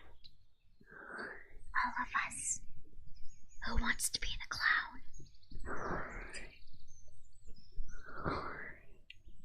Okay. To travel away from the theater, you must be going in the opposite direction so that it is entirely out of view. Attempting to do so elicits feelings of extreme vertigo. Okay. Now we have the Twilight. The Twilight is another section, much like the Everbright of the Faewild. The Twilight is a land of transition, hanging between day and night, where the sun, stars, and moon are all visible in the sky. It is a land of illusion, mystery, and secrets. It is home to the Autumn Queen, the Unseelie Court, the Nazim, Celadine, and other many Fae that rely on illusion. The Drowning, a sprawling marshland of lush vegetation, home to fanciful amphibians and clouds of luminescent pixies, chasing one another through the high marsh grasses. Pools of crystal water reflect the stars and moon above, while trees growing up out of the water weave their roots through the gangplanks and walkways across the march. Am I gonna fight the Autumn Queen? I'm gonna try to reason with her and become the Autumn Queen myself. I'm gonna be the new Unseelie Court Queen. That's me. I feel like I would fit the role pretty well.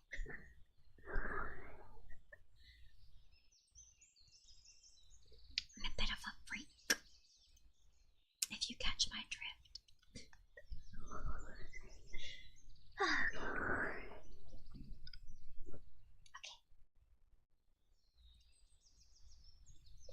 Sheila, that's why I see it. Her name is Iltrail. Excuse you. Okay. The Drowning. A sprawling marshland. Oh wait, we already talked about this. Beneath it all lies a subterranean waterscape shrouded in illusion by Dominant and dominated by the Celandine, who hold their court of the drowned in the darkness beneath the water. This is a story on the side. Okay. A being stands amidst a pool of crystal blue water. There we go. Okay, I had to burp again, sorry. Water, anything I have to consume makes me burp. It's really bad. The black pup, thank you for the follow. Welcome, welcome, welcome, welcome, welcome. Welcome, welcome. Welcome, welcome, welcome. Why did I stop? There I am. Okay. Why did I stop? Hello. Hello. Hello. Welcome in. Okay. A being stands amidst a pool of crystal blue water, beautiful but genderless. Its skin is a color of a winter sky, its eyes a deep green of sea kelp, its hair strands of silver. It beckons the elven woman forward with an outstretched hand and an inviting smile. Without thought, she moves towards it, taking a step into the ankle-deep water. But where once there was a white sand, now there is nothing, and her foot drops into the watery void. Frantically, she lashes out for something to grab onto, and finds the embrace of a drowned and hollowed-eyed creature. A spectre of the beauty she has seen only moments before. The creature twists its swollen blue lips into a rictus smile and pulls her down into the murky depths. That's how I want to go out. Although drowning kind of sucks. If I'm being real, I probably don't want to drown, but I do want a pretty lady to hurt me. Like not in like a self-harming kind of way, but in like a horny kind of way. If that makes sense. Right? Okay. Sorry. Okay. The Hunter's Wood. A dense, sparsely populated, coniferous forest stretching along the western coast from Everbright to the Murk Midden. The Hunter's Woods is the hunting grounds where Fan the Dreadwolf prowls in search of prey, and Lugir, the hunter, tracks the wolf. Most Fae know to avoid the Hunter's Woods whenever possible, as the Dreadwolf can sense the presence of all those who stray into it. Those who enter the forest often find themselves the prey of the Faean, or worse, caught up in an endless, inescapable conflict between the wolf and the hunter.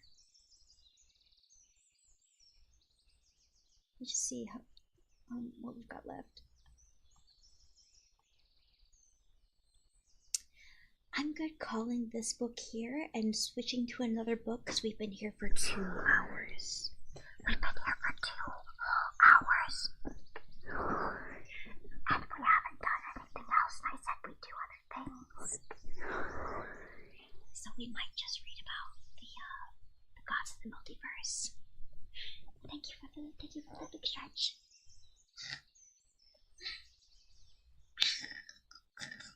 Okay. Everyone stretch too, okay? Let me get out the right book I want to read. Get ready for some typing, okay? What is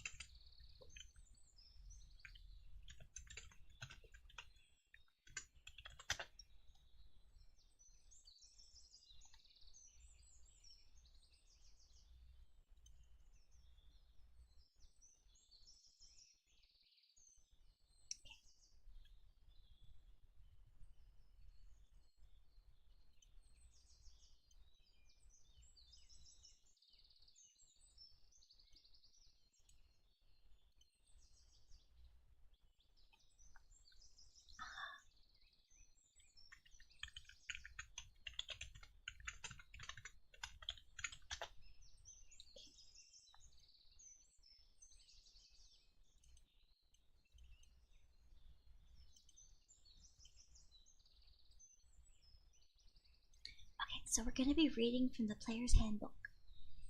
Okay? This is going to be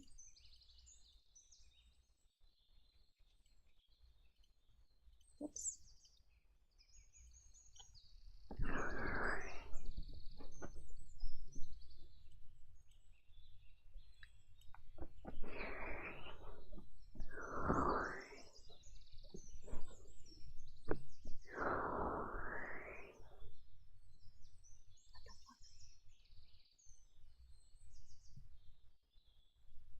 Is YouTube really far behind? No, it's not. Okay. It's just this.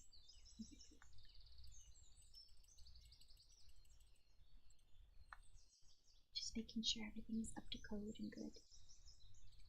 Okay. Alright, it's time. It's time.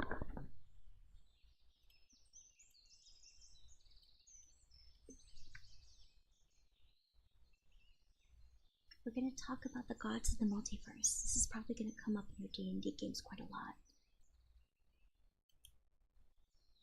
So, we're going to start with Appendix B, Gods of the Multiverse. Yeah? Make sure you're all in comfortable positions and you're not shrimping. Do not shrimp. Shrimping is bad for your back. Shrimping is bad for your back, chat. Shrimping is bad. Listen to your punk. Listen to her. She wants what's best for you. Do not shrimp. Be good about your back. Yes, please take a better position. I just don't want you guys to get hurt.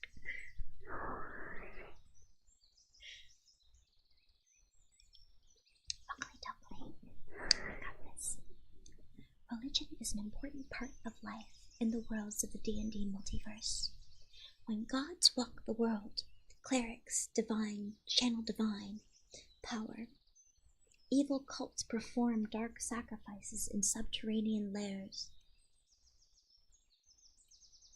Just making it a bit bigger so I can read it. I'm shrimping a little bit, but I'm not that bad.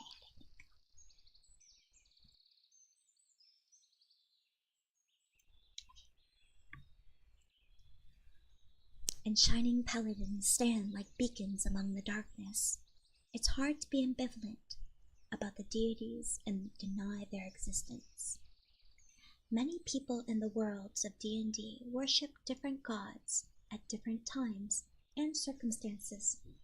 People in the Forgotten Realms, for example, may pray to Soon for luck in love, make an offering to Joaquin before heading to the market, or pray to appease Talos when a severe storm blows in.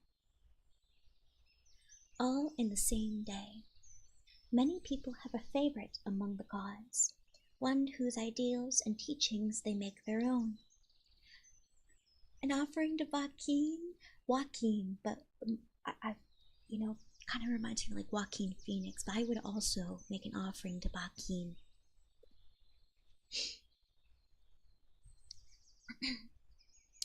Many people have a favorite among the gods. Oh, we already read that. And a few people dedicate themselves entirely to a single god, usually serving as a priest or champion of that god's ideals. Your DM determines which gods, if any, are worshipped in his or her campaign. For among the gods available, a few that your character prays to the most often. Oh, sorry, I'm losing my place like crazy. Okay. I got this. Okay. From among the gods available, you can choose a single deity for your character to serve, worship, or pay lip service to. Or you can pick a few that your character prays to most often.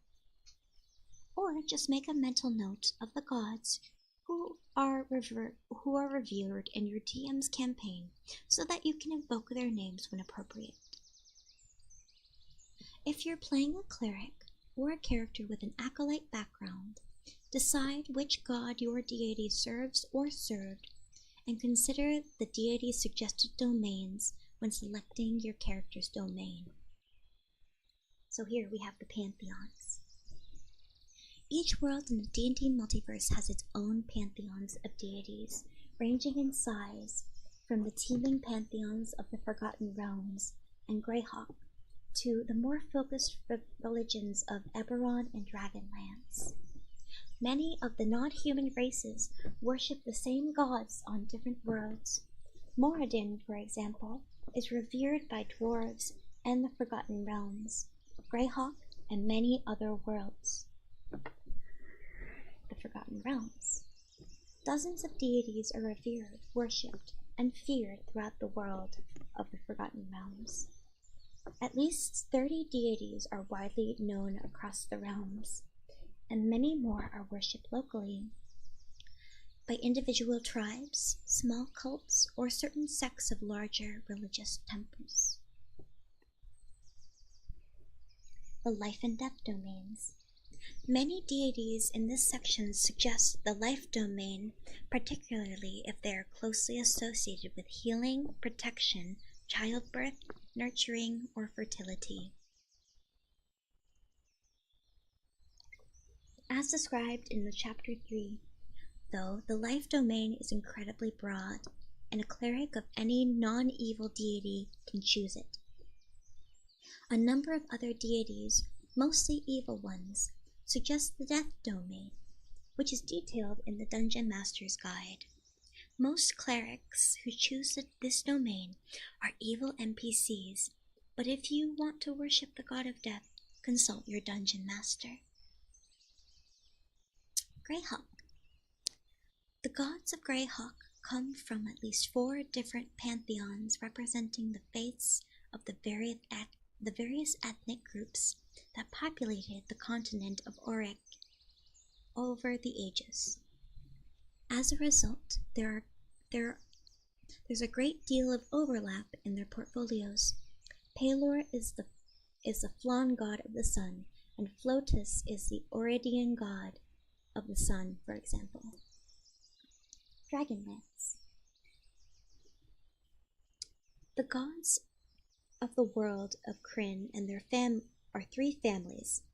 7 gods of good headed by Paladin and Mishakal, 7 of neutrally headed by Gillian, and 7 of evil headed by Takhis and Sargonis. These deities have been called many different names and held in varying levels of esteem by different peoples and cultures through the world's history. But they are the only gods of this world, their place fixed in the stars as constellations. Welcome in, lurking Yoshi. Eberron. The world of Eberron has many different religions, but the most important revolves around the pantheon called the sovereign host of their malign shadow, and the Dark Six. The gods of the sovereign host are thought to have dominion over every aspect of existence, and to speak with a unified voice, but the Dark Six are the primitive, bloody, and cruel gods who offer the dissenting voice. Eberron's other religions are very different from the traditional D&D pantheons. The monotheistic Church of the Silver Flame is devoted to fighting against evil in the world, but plagued by corruption in his own ranks. The philosophy of the Blood of Bull teaches that divinity lies within all mortal beings.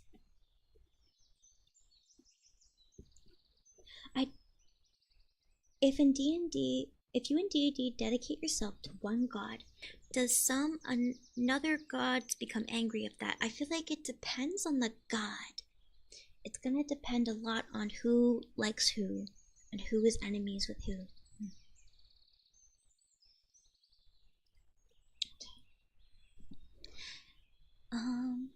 The philosophy of the Blood of Bull teaches that divinity lies within all mortal beings, and reveres the undead who have secured that immortality. Various mad cults are devoted to the demons and horrors imprisoned by Eberron's Underdark, called Kirber, the dragons below. The followers of the path of light believe that the world is heading toward a glorious future, where the shadows that cloud this world will be transformed into light. And 2 related nations of elves revere their spirits, or even undead forms, and the glorified spirits of the past, the great heroes of ancient war. Non-human deities. Certain gods closely associated with non-human races are revered on many different worlds, though not always in the same way. The non-human races of the Forgotten Realms and Greyhawks share these deities. Non-human races often have whole pantheons of their own. Besides Moradrin, for example, the dwarf gods of include Moradrin's wife, Baranar True Silver. Oh, thank you. Boing, boingo, being, bingo, bango, bongo. Thank you for the follow. Waka, waka, waka. Waka, waka, waka, waka. Waka, waka, waka, waka, waka, waka. Waka, waka, waka, waka, waka.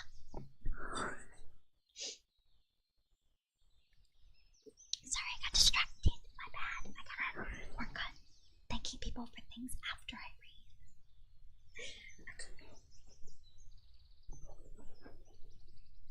Hi, Susie.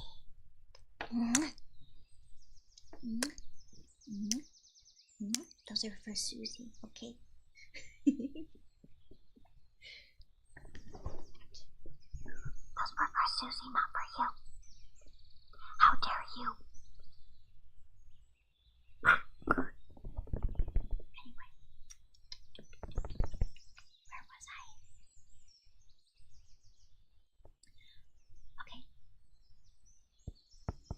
Okay, so we started from Moradin's wife. Baranar's True Silver, a number of other gods thought to be their children and grandchildren.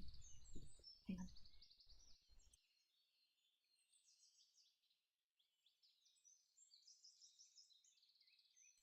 I almost burped really loudly, but I just stopped myself again. We're good. We're safe. Okay. So it just lists a lot of names. Abathor, Clangeddon, Silverbeard, Dungmarin Brightmantle, Doomathoin,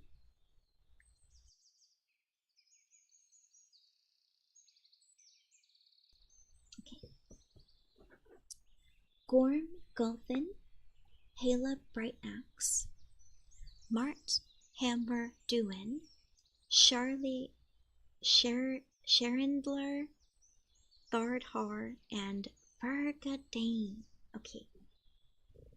Individual clans and kingdoms of dwarves might revere some, all, or none of these deities, and some have other gods, unknown or known by other names to outsiders. You never know. You never know.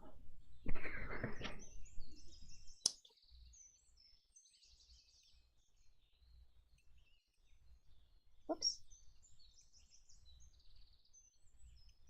Okay. Oh, wow. Okay. This is a very big list of gods. Holy mother of gods. How about I just... Alright. I guess we'll just go through their names. Ariel, goddess of winter and nature and tempest domains. Azud, god of wizards, knowledge domain. Bane, god of tyranny, war domain. Beshba, goddess of misfortune, trickery domain. Baal, god of murder, death domain. Guys, I know Baal. I play Baldur's Gate. Genthia, goddess of architecture, agriculture, life domain. Cyric, god of lies, trickery domain. Denier, god of writing, knowledge domain. Eldath, god of peace, life and nature domain.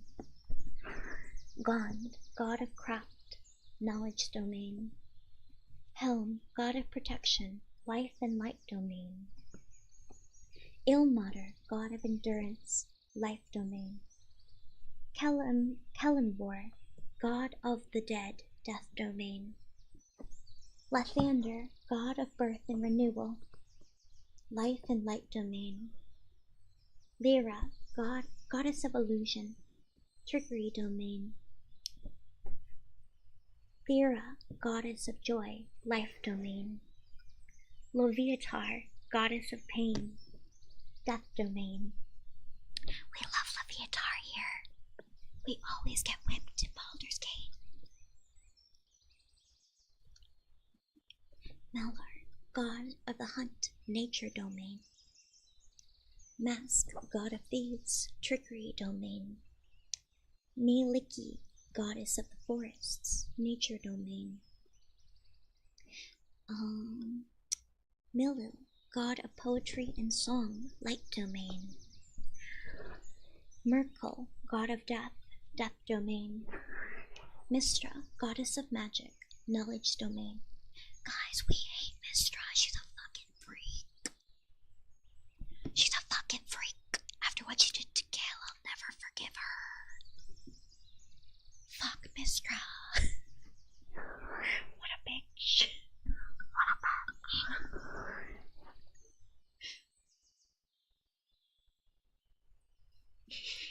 Alright. Mistra's racist confirmed. Cancel her. No, Weishi, don't fuck Mistra. She's a groomer. She's crazy. Gail already did that. That's true. Okay. Ogma, god of knowledge, knowledge domain. Savras, god of divination and fate, knowledge domain.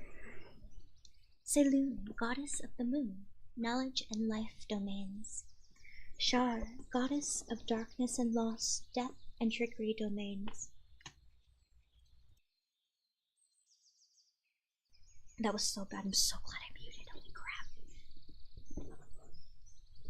Gale was tricked. Gale was groomed. Give Gale some fucking leeway, guys, please. Gale deserved better. Not from me, but he deserved better. I broke up with him for Astarion. I'm sorry, Gale, but it's just the way it had to be.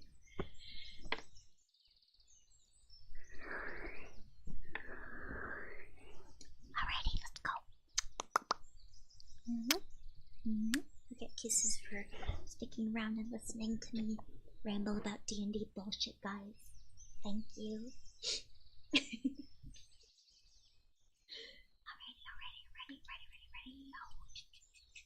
Where are we? Okay.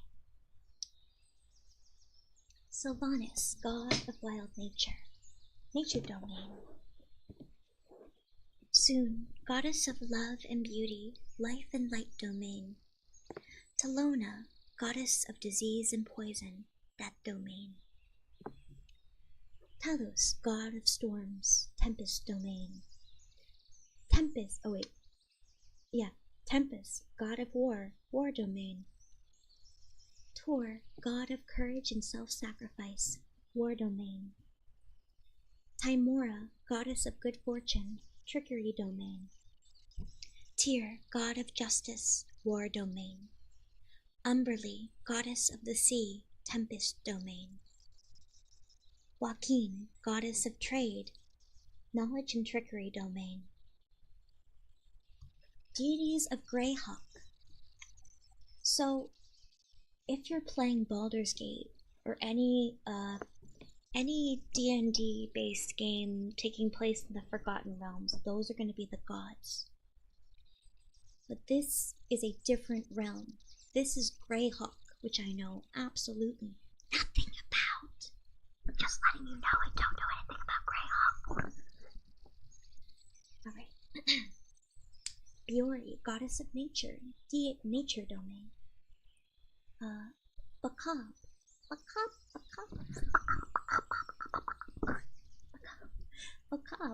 god of magic, knowledge domain. Celestian, god of stars and wanderers, knowledge domain. Elona, goddess of woodlands, life and nature domains. Oh, I don't know how to pronounce half of these. Erithno, god of envy and slaughter, war domain. Farlan, god of horizons and travel, knowledge and trickery domains. My stomach is growling. Fuck. Sorry. Okay. Heronus, god of chivalry and valor, war domain. Hextor, god of war and discord, war domain. Kor, god of athletics and sport, tempest and war domains. Incapolis, god of plague and famine, death domain. Istus, goddess of fate and destiny, knowledge domain. Nero, god of death, death domain. Eus, god of pain and oppression, death domain. Obad Hai, god of nature, nature domain. Ola Demara, god of revelry, trickery domain. Pelor, god of the sun and healing, life and light domain. Pholtus, god of light and law, light domain. Relishaz, god of ill luck and insanity, trickery domain.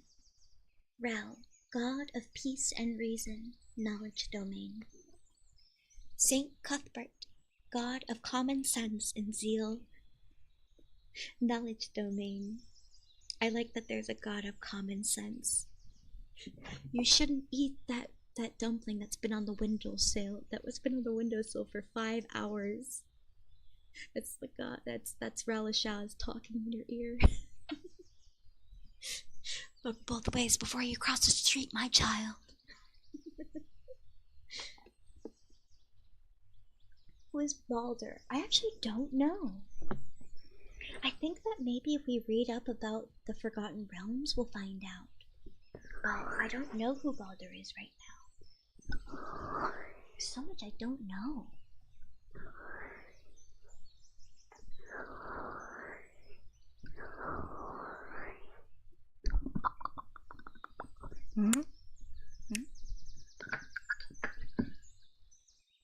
We just know he owns the cake. Who is Pockeii? I don't know. I've never subscribe to Pockeii. I hardly know. Okay, we'll continue. Thar is due.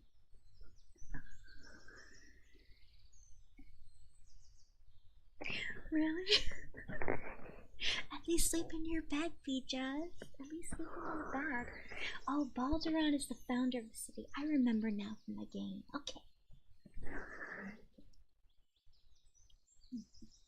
Alright, there is Doom, god of eternal darkness, trickery, domain. Tritherion, god of liberty and retribution, war domain. Ula, goddess of the hills and mountains, life and war domain.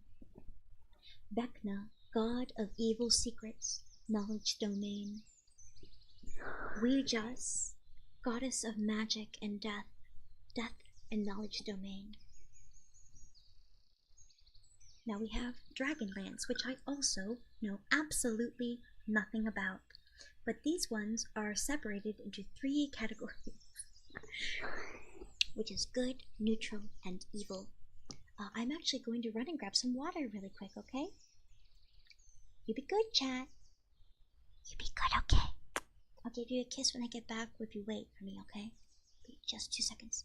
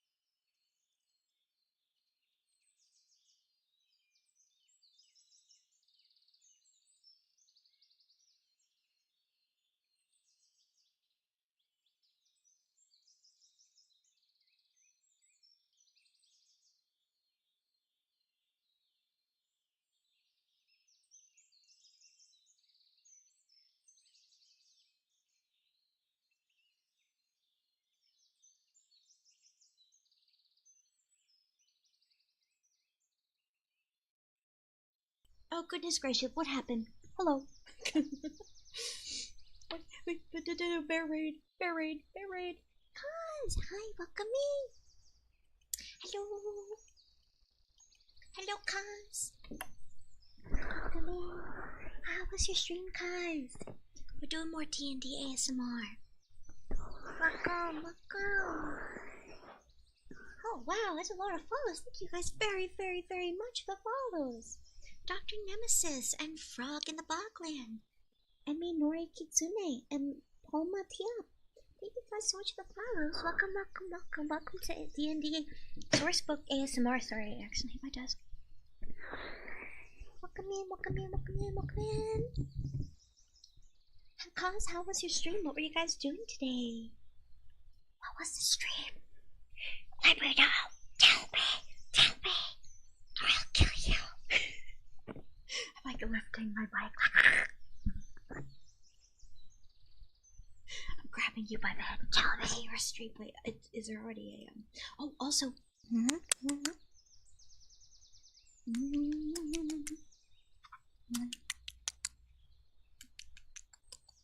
There you go.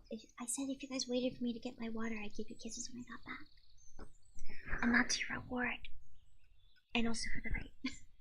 I don't think we have any mods in chat who can shout you out, so let me do this, okay? Let's see, SO. Kazumi. Kiguma. And then a shout out. Kazumi. There you go. How was Spider-Man 2? I hope you really liked it. I haven't caught up with Spider-Man myself, but maybe one day I'll play on the channel. Who knows? Yeah, if you're new here, hi, my name's Pockeii. I'm the goddess of autumn, harbinger of comfort and chaos, sometimes Bimbo Fox Queen, sometimes Woman. Hi, cons, welcome in. Thank you for the raid. We're just reading up on the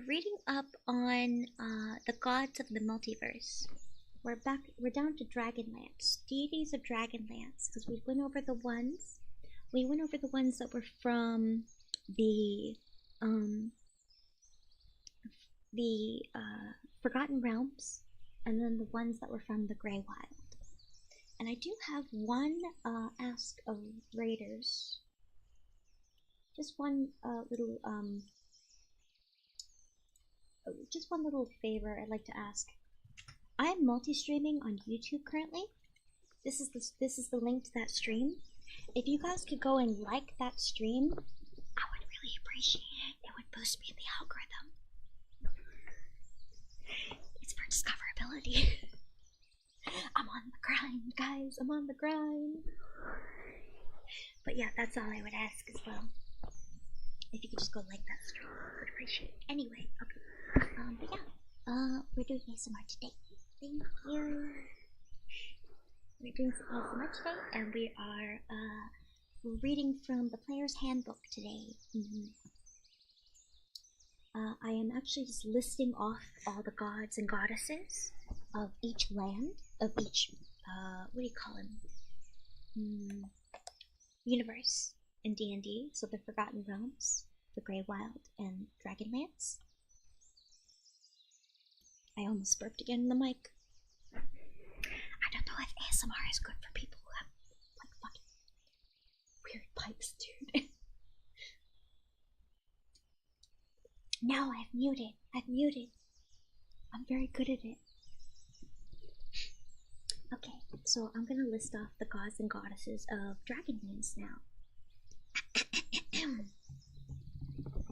Hope you enjoy it. The God of Good. Paladin, God of Rulers and Guardians, War Domain. Brancala, God of Music, Light Domain. Habakkuk, God of Animal Life and the Sea, Tempest Domain. Kiri Jollith, God of Horror of, God of Honor and War. No, that's me. I'm the God of Horror. That would be the War Domain. Magir, God of Meditation and Order, Knowledge Domain. Mishakal, Goddess of Healing, Knowledge and Life Domain. Solinari, God of Good Magic. There are no clerics of this goddess or god. There are no clerics. That's wild. This is a god with no clerics. I want to know more about this motherfucker. I am the god of autumn, but I'm also horrifying. You could be the god of more than one thing. I like to scare people. Here's what happens. If I ever want to take over a domain of anything, I just need to fight the god that rules over that domain, right? And win. Which means that I can just throw a few punches. Yeah, because they're all Halloween. So technically I am the goddess of horror. Because Halloween is in autumn. Or at least on the northern hemisphere.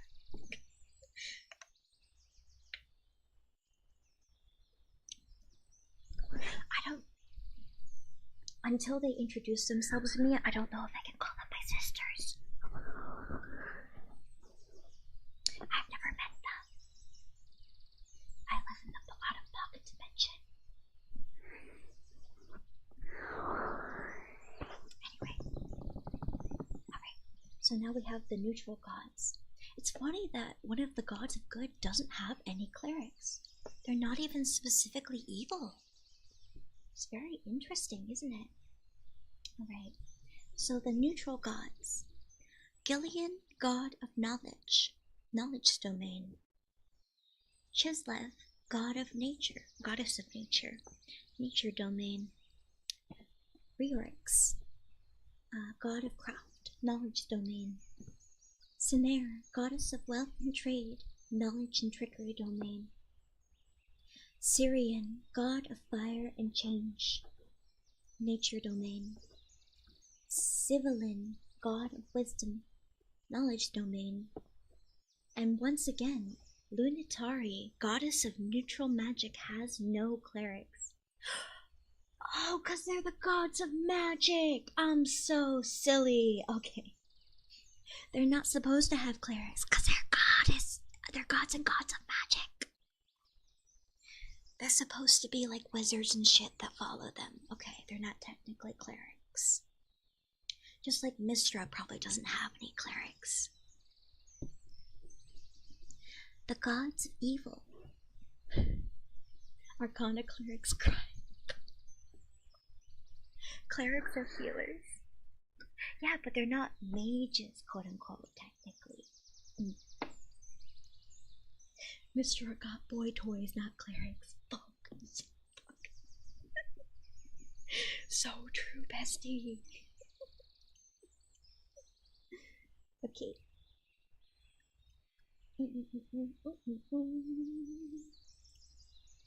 Alrighty. Oh, Jacob Faust, thank you for the follow on YouTube. Welcome. I did just like check on YouTube and I did see your messages. Thank you very much. Thank you very much. Welcome in. Right.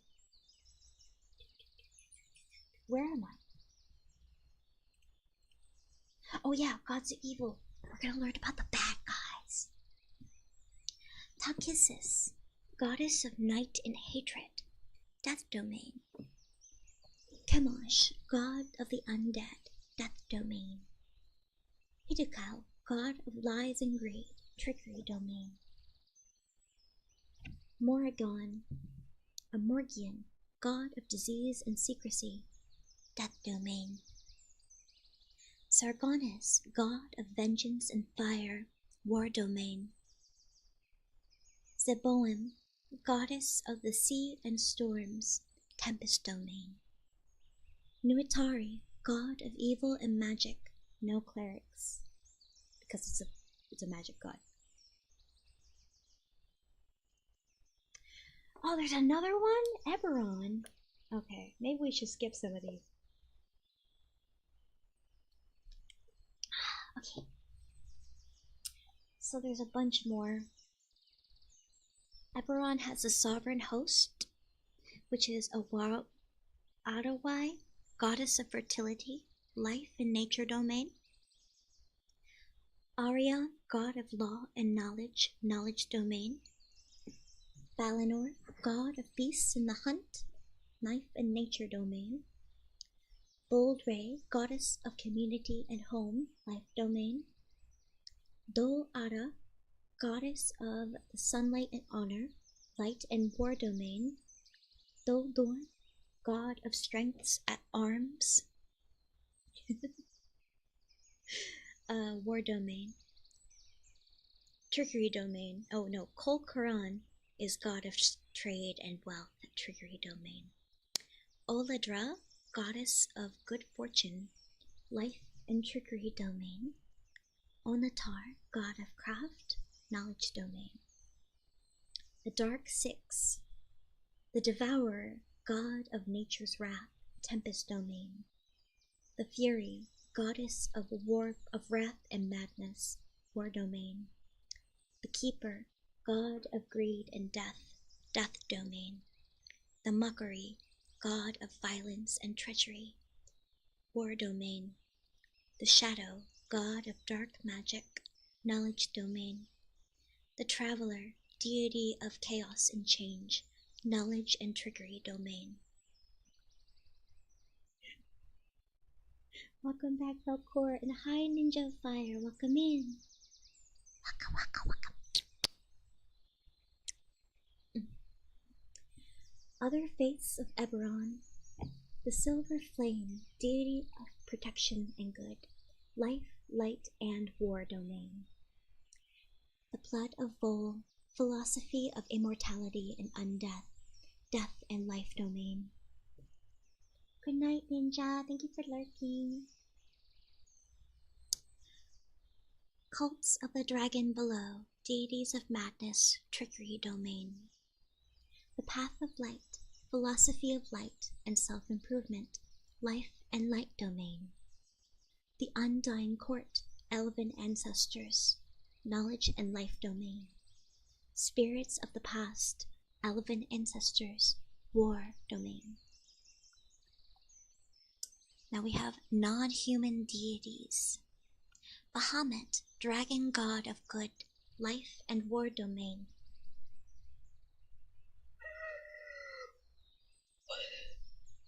I had to stop myself from laughing so hard, because this is the funniest god name I've ever heard of. Blib Dool Poop. Blib Dool Poop. Kuatoa goddess. sounds very cultural. But it is Poolp. Like Poolp.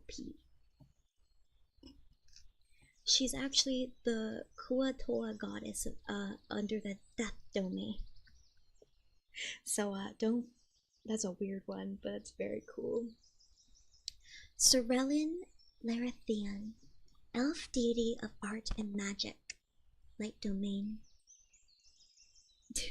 Deep Sashlias, elf god of the sea.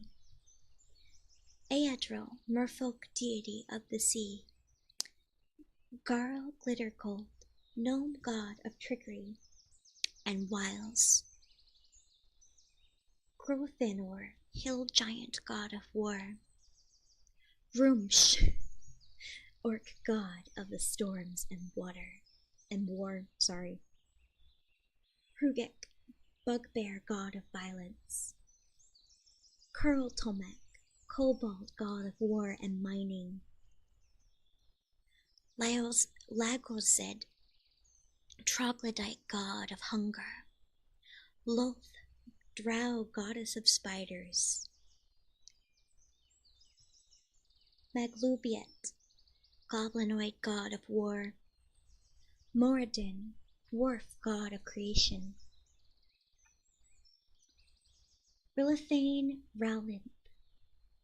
Ralithil, wood elf god of nature.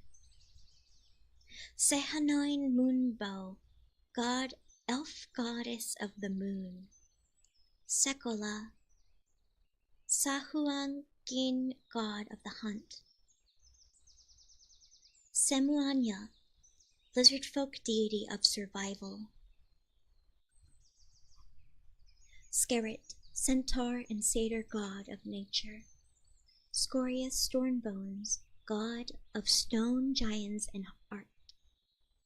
Surtar, god of fire giants and craft.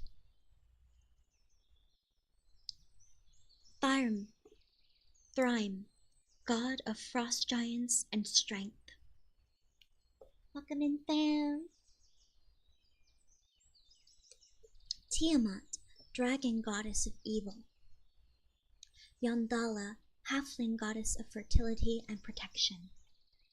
I stopped reading the domains after a while. I hope you're okay with that. Guess this is a reward for skipping that.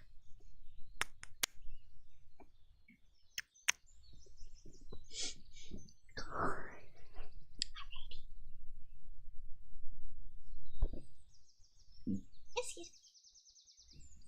Alright.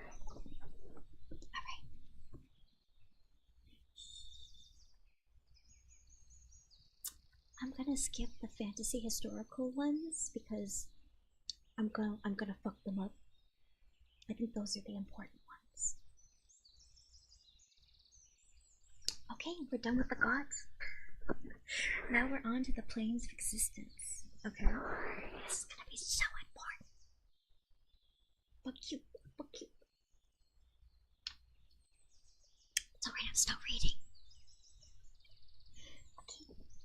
Incredibly vast are the cosmos of the Dungeons and Dragons game, which teems with a multitude of worlds, as well as myriad alternate dimensions of reality, called the planes of existence. It encompasses every world where dungeon masters run their adventures, all within the relatively mundane realm of the material plane.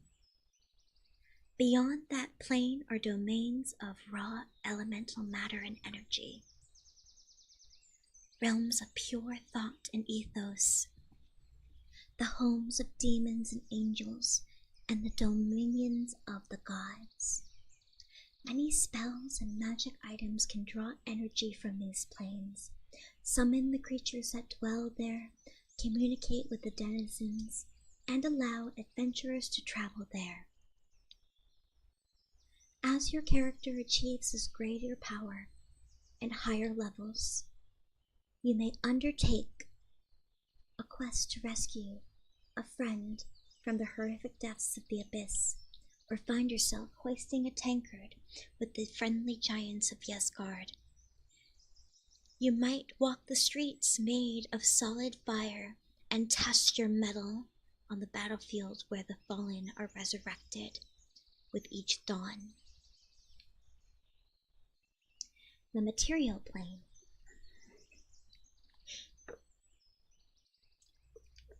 The material plane is the nexus where the philosophical and elemental forces that define the other planes collide in a jumbled existence of mortal life and mundane matter.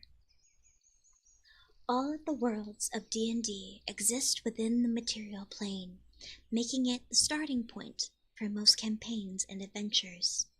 The rest of the multiverse is defined in the relation to the material plane. The worlds of the material plane are infinitely diverse, for they reflect the creative imagination of the DMs who set their games there, as well as the players whose heroes adventure there.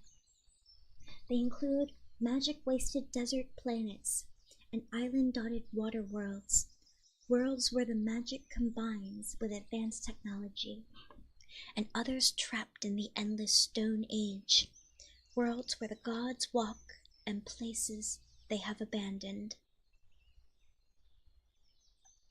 The best-known worlds of the multiverse are the ones that have been published in official campaign settings for the D&D game over the years. Greyhawk, Blackmoor, Dragonlance, The Forgotten Realms, Vistara, Birthright, Dark Sun, and Eberron, among others. Each of these worlds boasts its own cast of heroic adventurers and scheming villains, its own ancient ruins and forgotten artifacts, its own dungeons and its own dragons. Guys, they said the thing. They said the thing. Oh my god, they said the title of the whole thing. Sorry. Each of these worlds, dungeons and dragons. Oh my god. Dragging these nuts across your face. Oh my god. Okay. But if your campaign takes place on one of these worlds, it belongs to your DM. You might imagine it is one of thousands of parallel versions of the world, which might diverge wildly from the published version. Material echoes. The material plane is a richly magical place, and its magical nature is reflected in the two planes that share its central place in the multiverse. I lost my place. Yes, here we go, guys. The Faewild and the Shadowfell are parallel dimensions, occupying the same cosmological space, so they are often called echo planes or mirror planes to the material plane. The worlds and landscapes of these planes are into different forms, more marvelous and magical in the Faewild, distorted and colorless in the Shadowfell. Where a volcano stands in the material plane, a mountaintop topped with skyscraper-sized crystals that glow with internal fire toward the Faewild, and a jagged rock outcropping resembling a skull marks a spot on the Shadowfell. The Faewild, also called the Plain of the Fairy, is a land of soft lights and wonder, a country of little people with great desires, a place of magic and death. It is a realm of eternal twilight, with slow lanterns bobbing in the gentle breeze, and huge fireflies buzzing through groves and fields. The sky is alight with the faded colors of the setting, or perhaps rising sun. But in fact, the sun never truly sets or rises. It remains stationary, dusky, and low in the sky, away from the settled areas ruled by the sealed court. The land is a tangle of sharp-toothed brambles and syrupy fens, perfect territory for the unseelie to hunt their prey. Fae creatures, each with their own, each such as those brought to the world to conjure woodland beings and similar spells, dwell in the Faeland.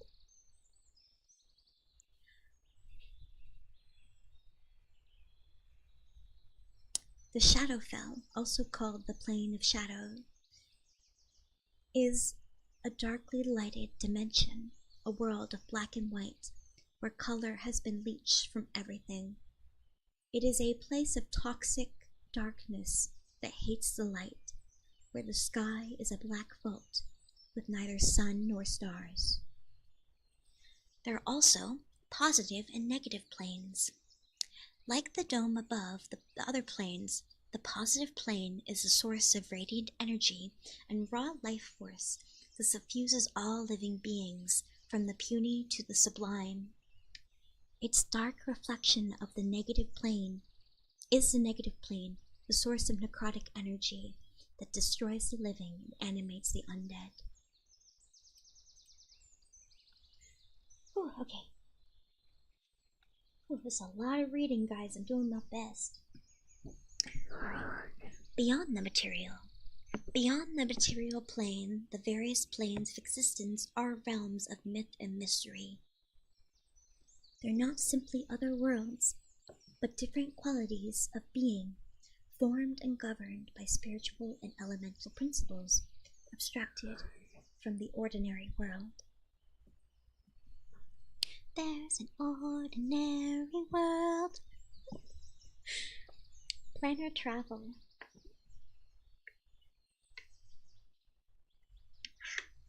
When adventurers travel into other planes of existence, they are undertaking a legendary journey across the thresholds of existence into the mythic destination where they strive to complete their quest.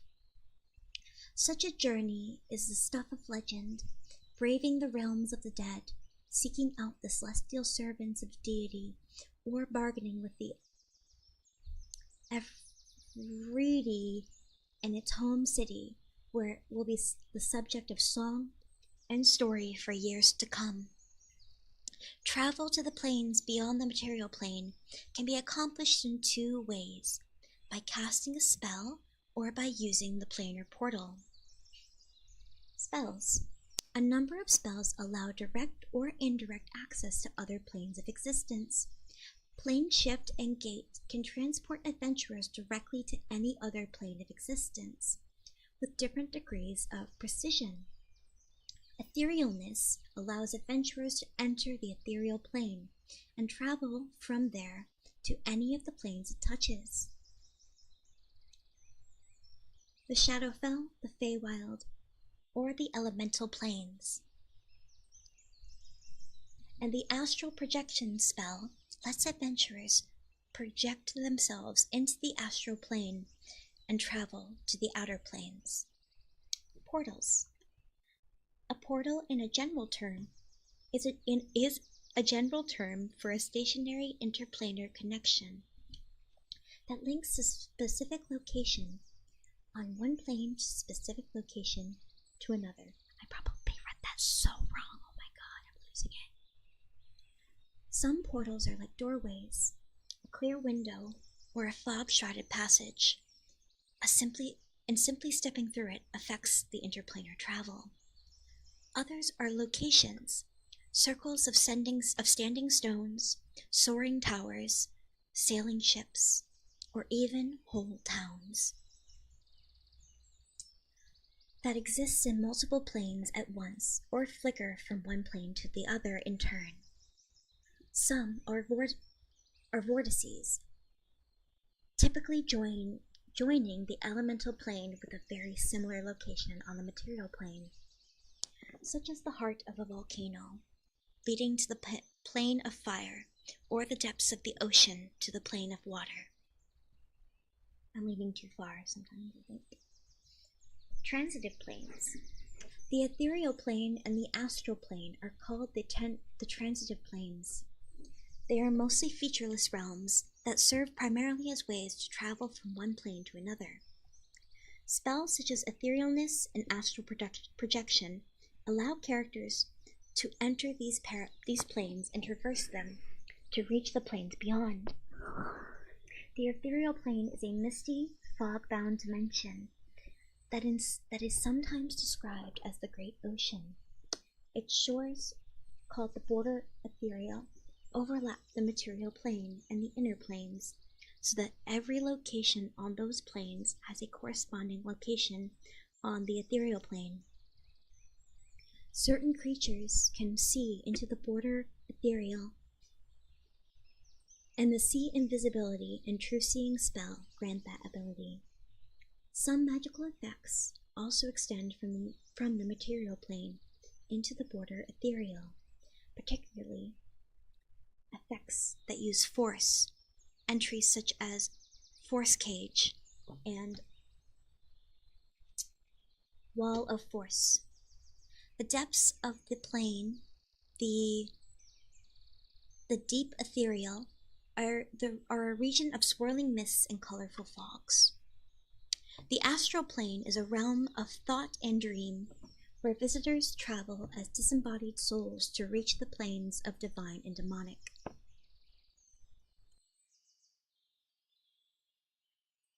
Okay, that was so glad I muted. Okay. It is a great silvery sea, same above and below, with swirling wisps and white and gray streaking among motes of light resembling distant stars. Just a quick kiss for you guys to ignore that. There you go, I'm bribing you again.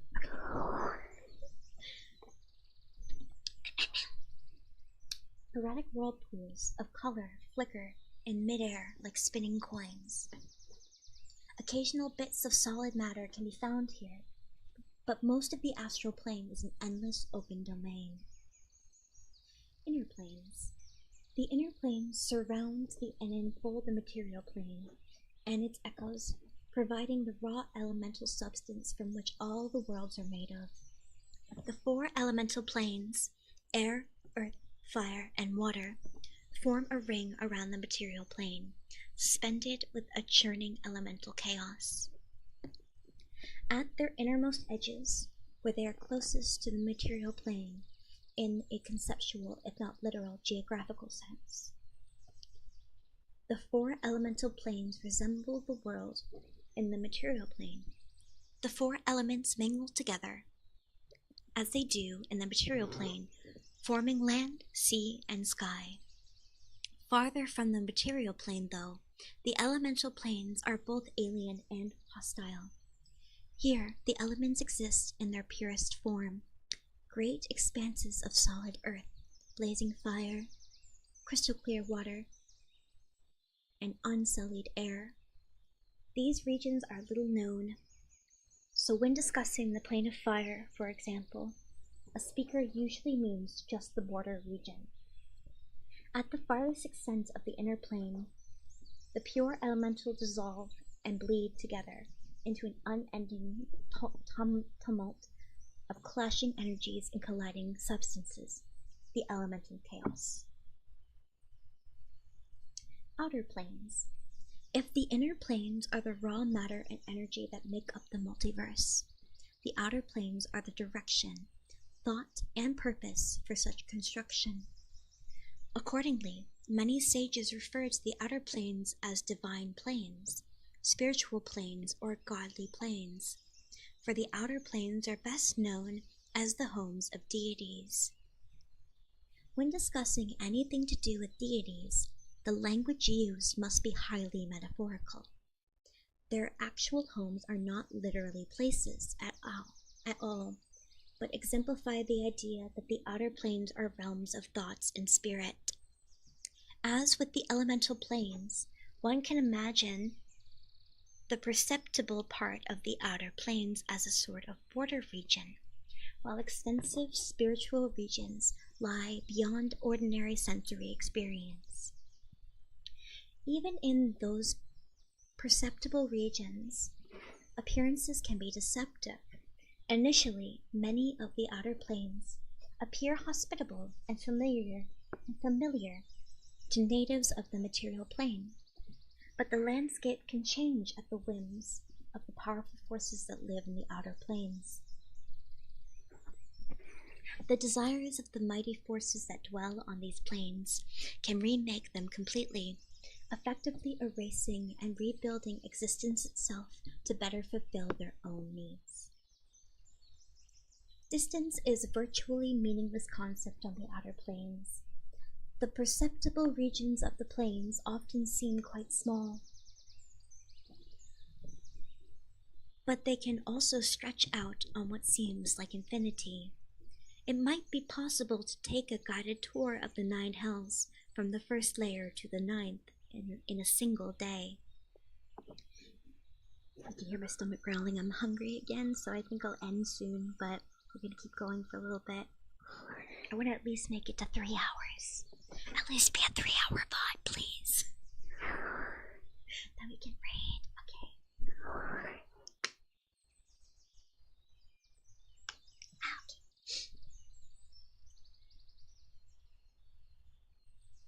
Nice. Very, very good.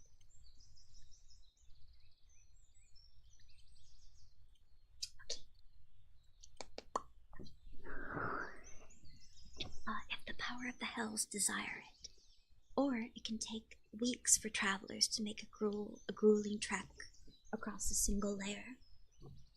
The most well-known outer planes are a group of 16 planes that correspond to the 8 alignments and the shades of distinction between them.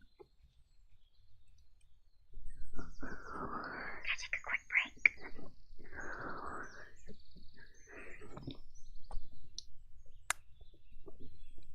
There you go. Kiss you for you. Thank you for the redeem.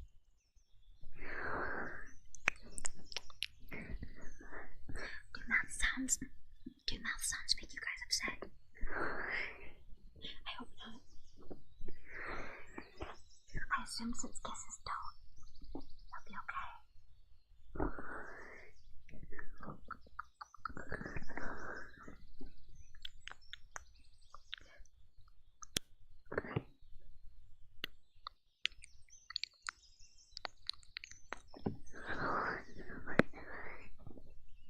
Just taking a quick break to rest my voice, especially when I'm whispering.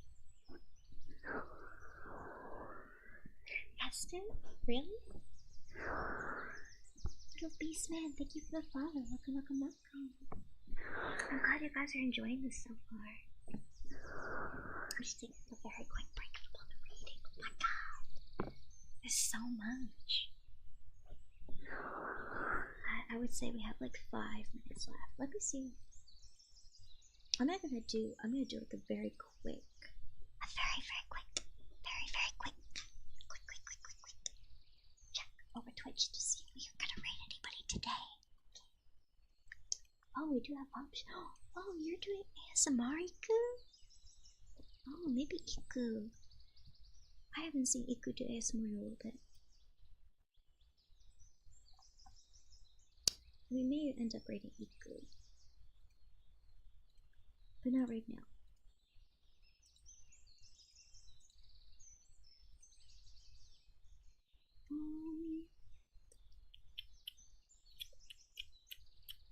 Yeah, we could. Actually, I might end here. Oh, but we only have 4 minutes left. We only have 4 minutes. 4 minutes until we can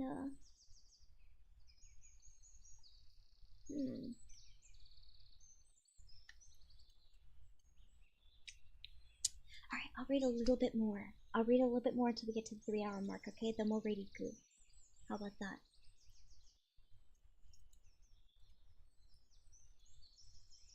Okay.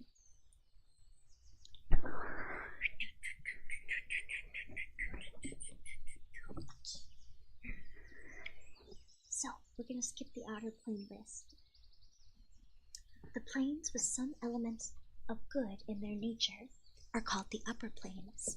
Celestial creatures such as angels and Pockeii dwell in the upper planes.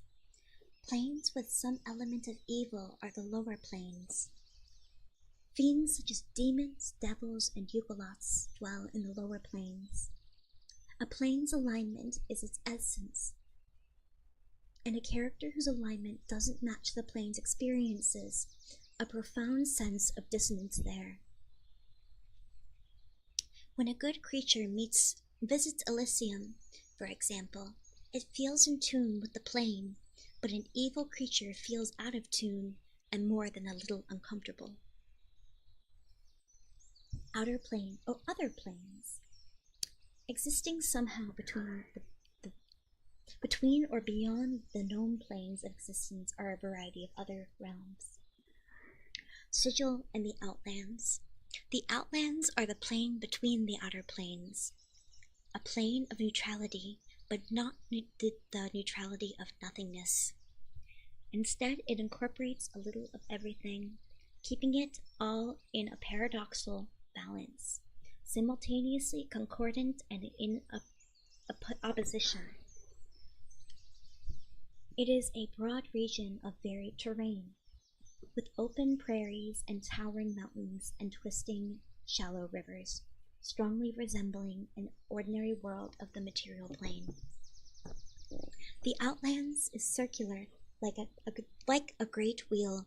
In fact, those who envision the outer planes as a wheel point to the Outlands as proof, calling it a microcosm. Oh gosh. Of the planes. That argument might be circular, however, for it is possible that the arrangement of the Outlands inspired the idea of the Great Wheel in the first place. Okay. Around the outside edge of the circle, evenly spaced, are the gate towns, 16 settlements, each built around a portal leading to the outer planes. Each town shares many of the characteristics of the plane where the gate leads. Outlands are a wheel, yes, big wheel. At the center of the Outlands, like the axle of the planar wheel, the spire shoots the ring-shaped city of Sigil and city of doors. Okay, I'm sorry. The Sigil is the city of doors. Sigil is the city of doors, guys. Okay. I got this. I know what I'm doing. This bustling planar metropolis holds countless portals to other planes and worlds. Sigil is a trader city. Goods, merchandise, and information come to it from across the planes. There is a brisk trade in information about the planes, in particular in the command words of items required for the operation of particular portals. Ohio Journal. Welcome in. That's pretty good. Alright, I'm almost out with the sentence and then we'll read, okay? Good morning. I'm so sorry that we're ending now.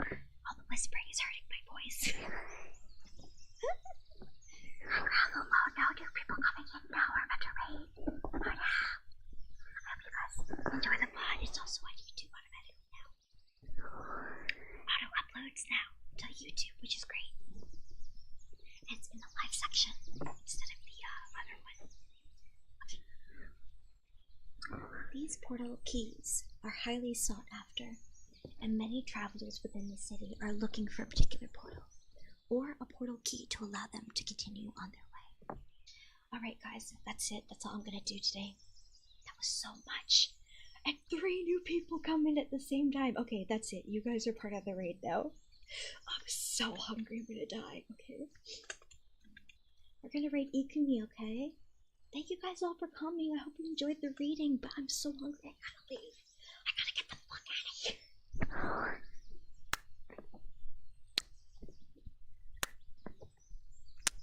There we go. I'm leaving. Have fun at Iku's stream, guys, okay? I'm getting the hell out of here. Enjoy your meal. You enjoy the rest of your day, guys. I'm playing D&D tonight. I will not be streaming again for a little bit, okay? It's going to be until Monday, I think. If you'd like to join our Discord, we do have a Discord, but also I'm going to shout out Jack Mango because I'm going to be on his stream tomorrow, okay?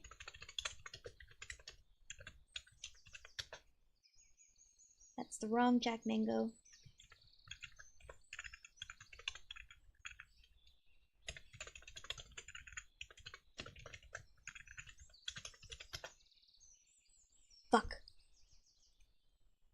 Anyway, go follow Jack Mango, guys. He's gonna be. It's not the right Jack Mango, but it's just Jack Mango on Twitch. I'm sorry, but I'm gonna be on his stream doing a D&D one shot tomorrow. Okay. All right, I'll see you guys later. All right, I do have a raid message. Pockeii raid. If you're subscribed, use the Pockeii raid. Pockeii raid free. If you're not subscribed, use that one. Okay. All right, I'll see you guys later. Bye.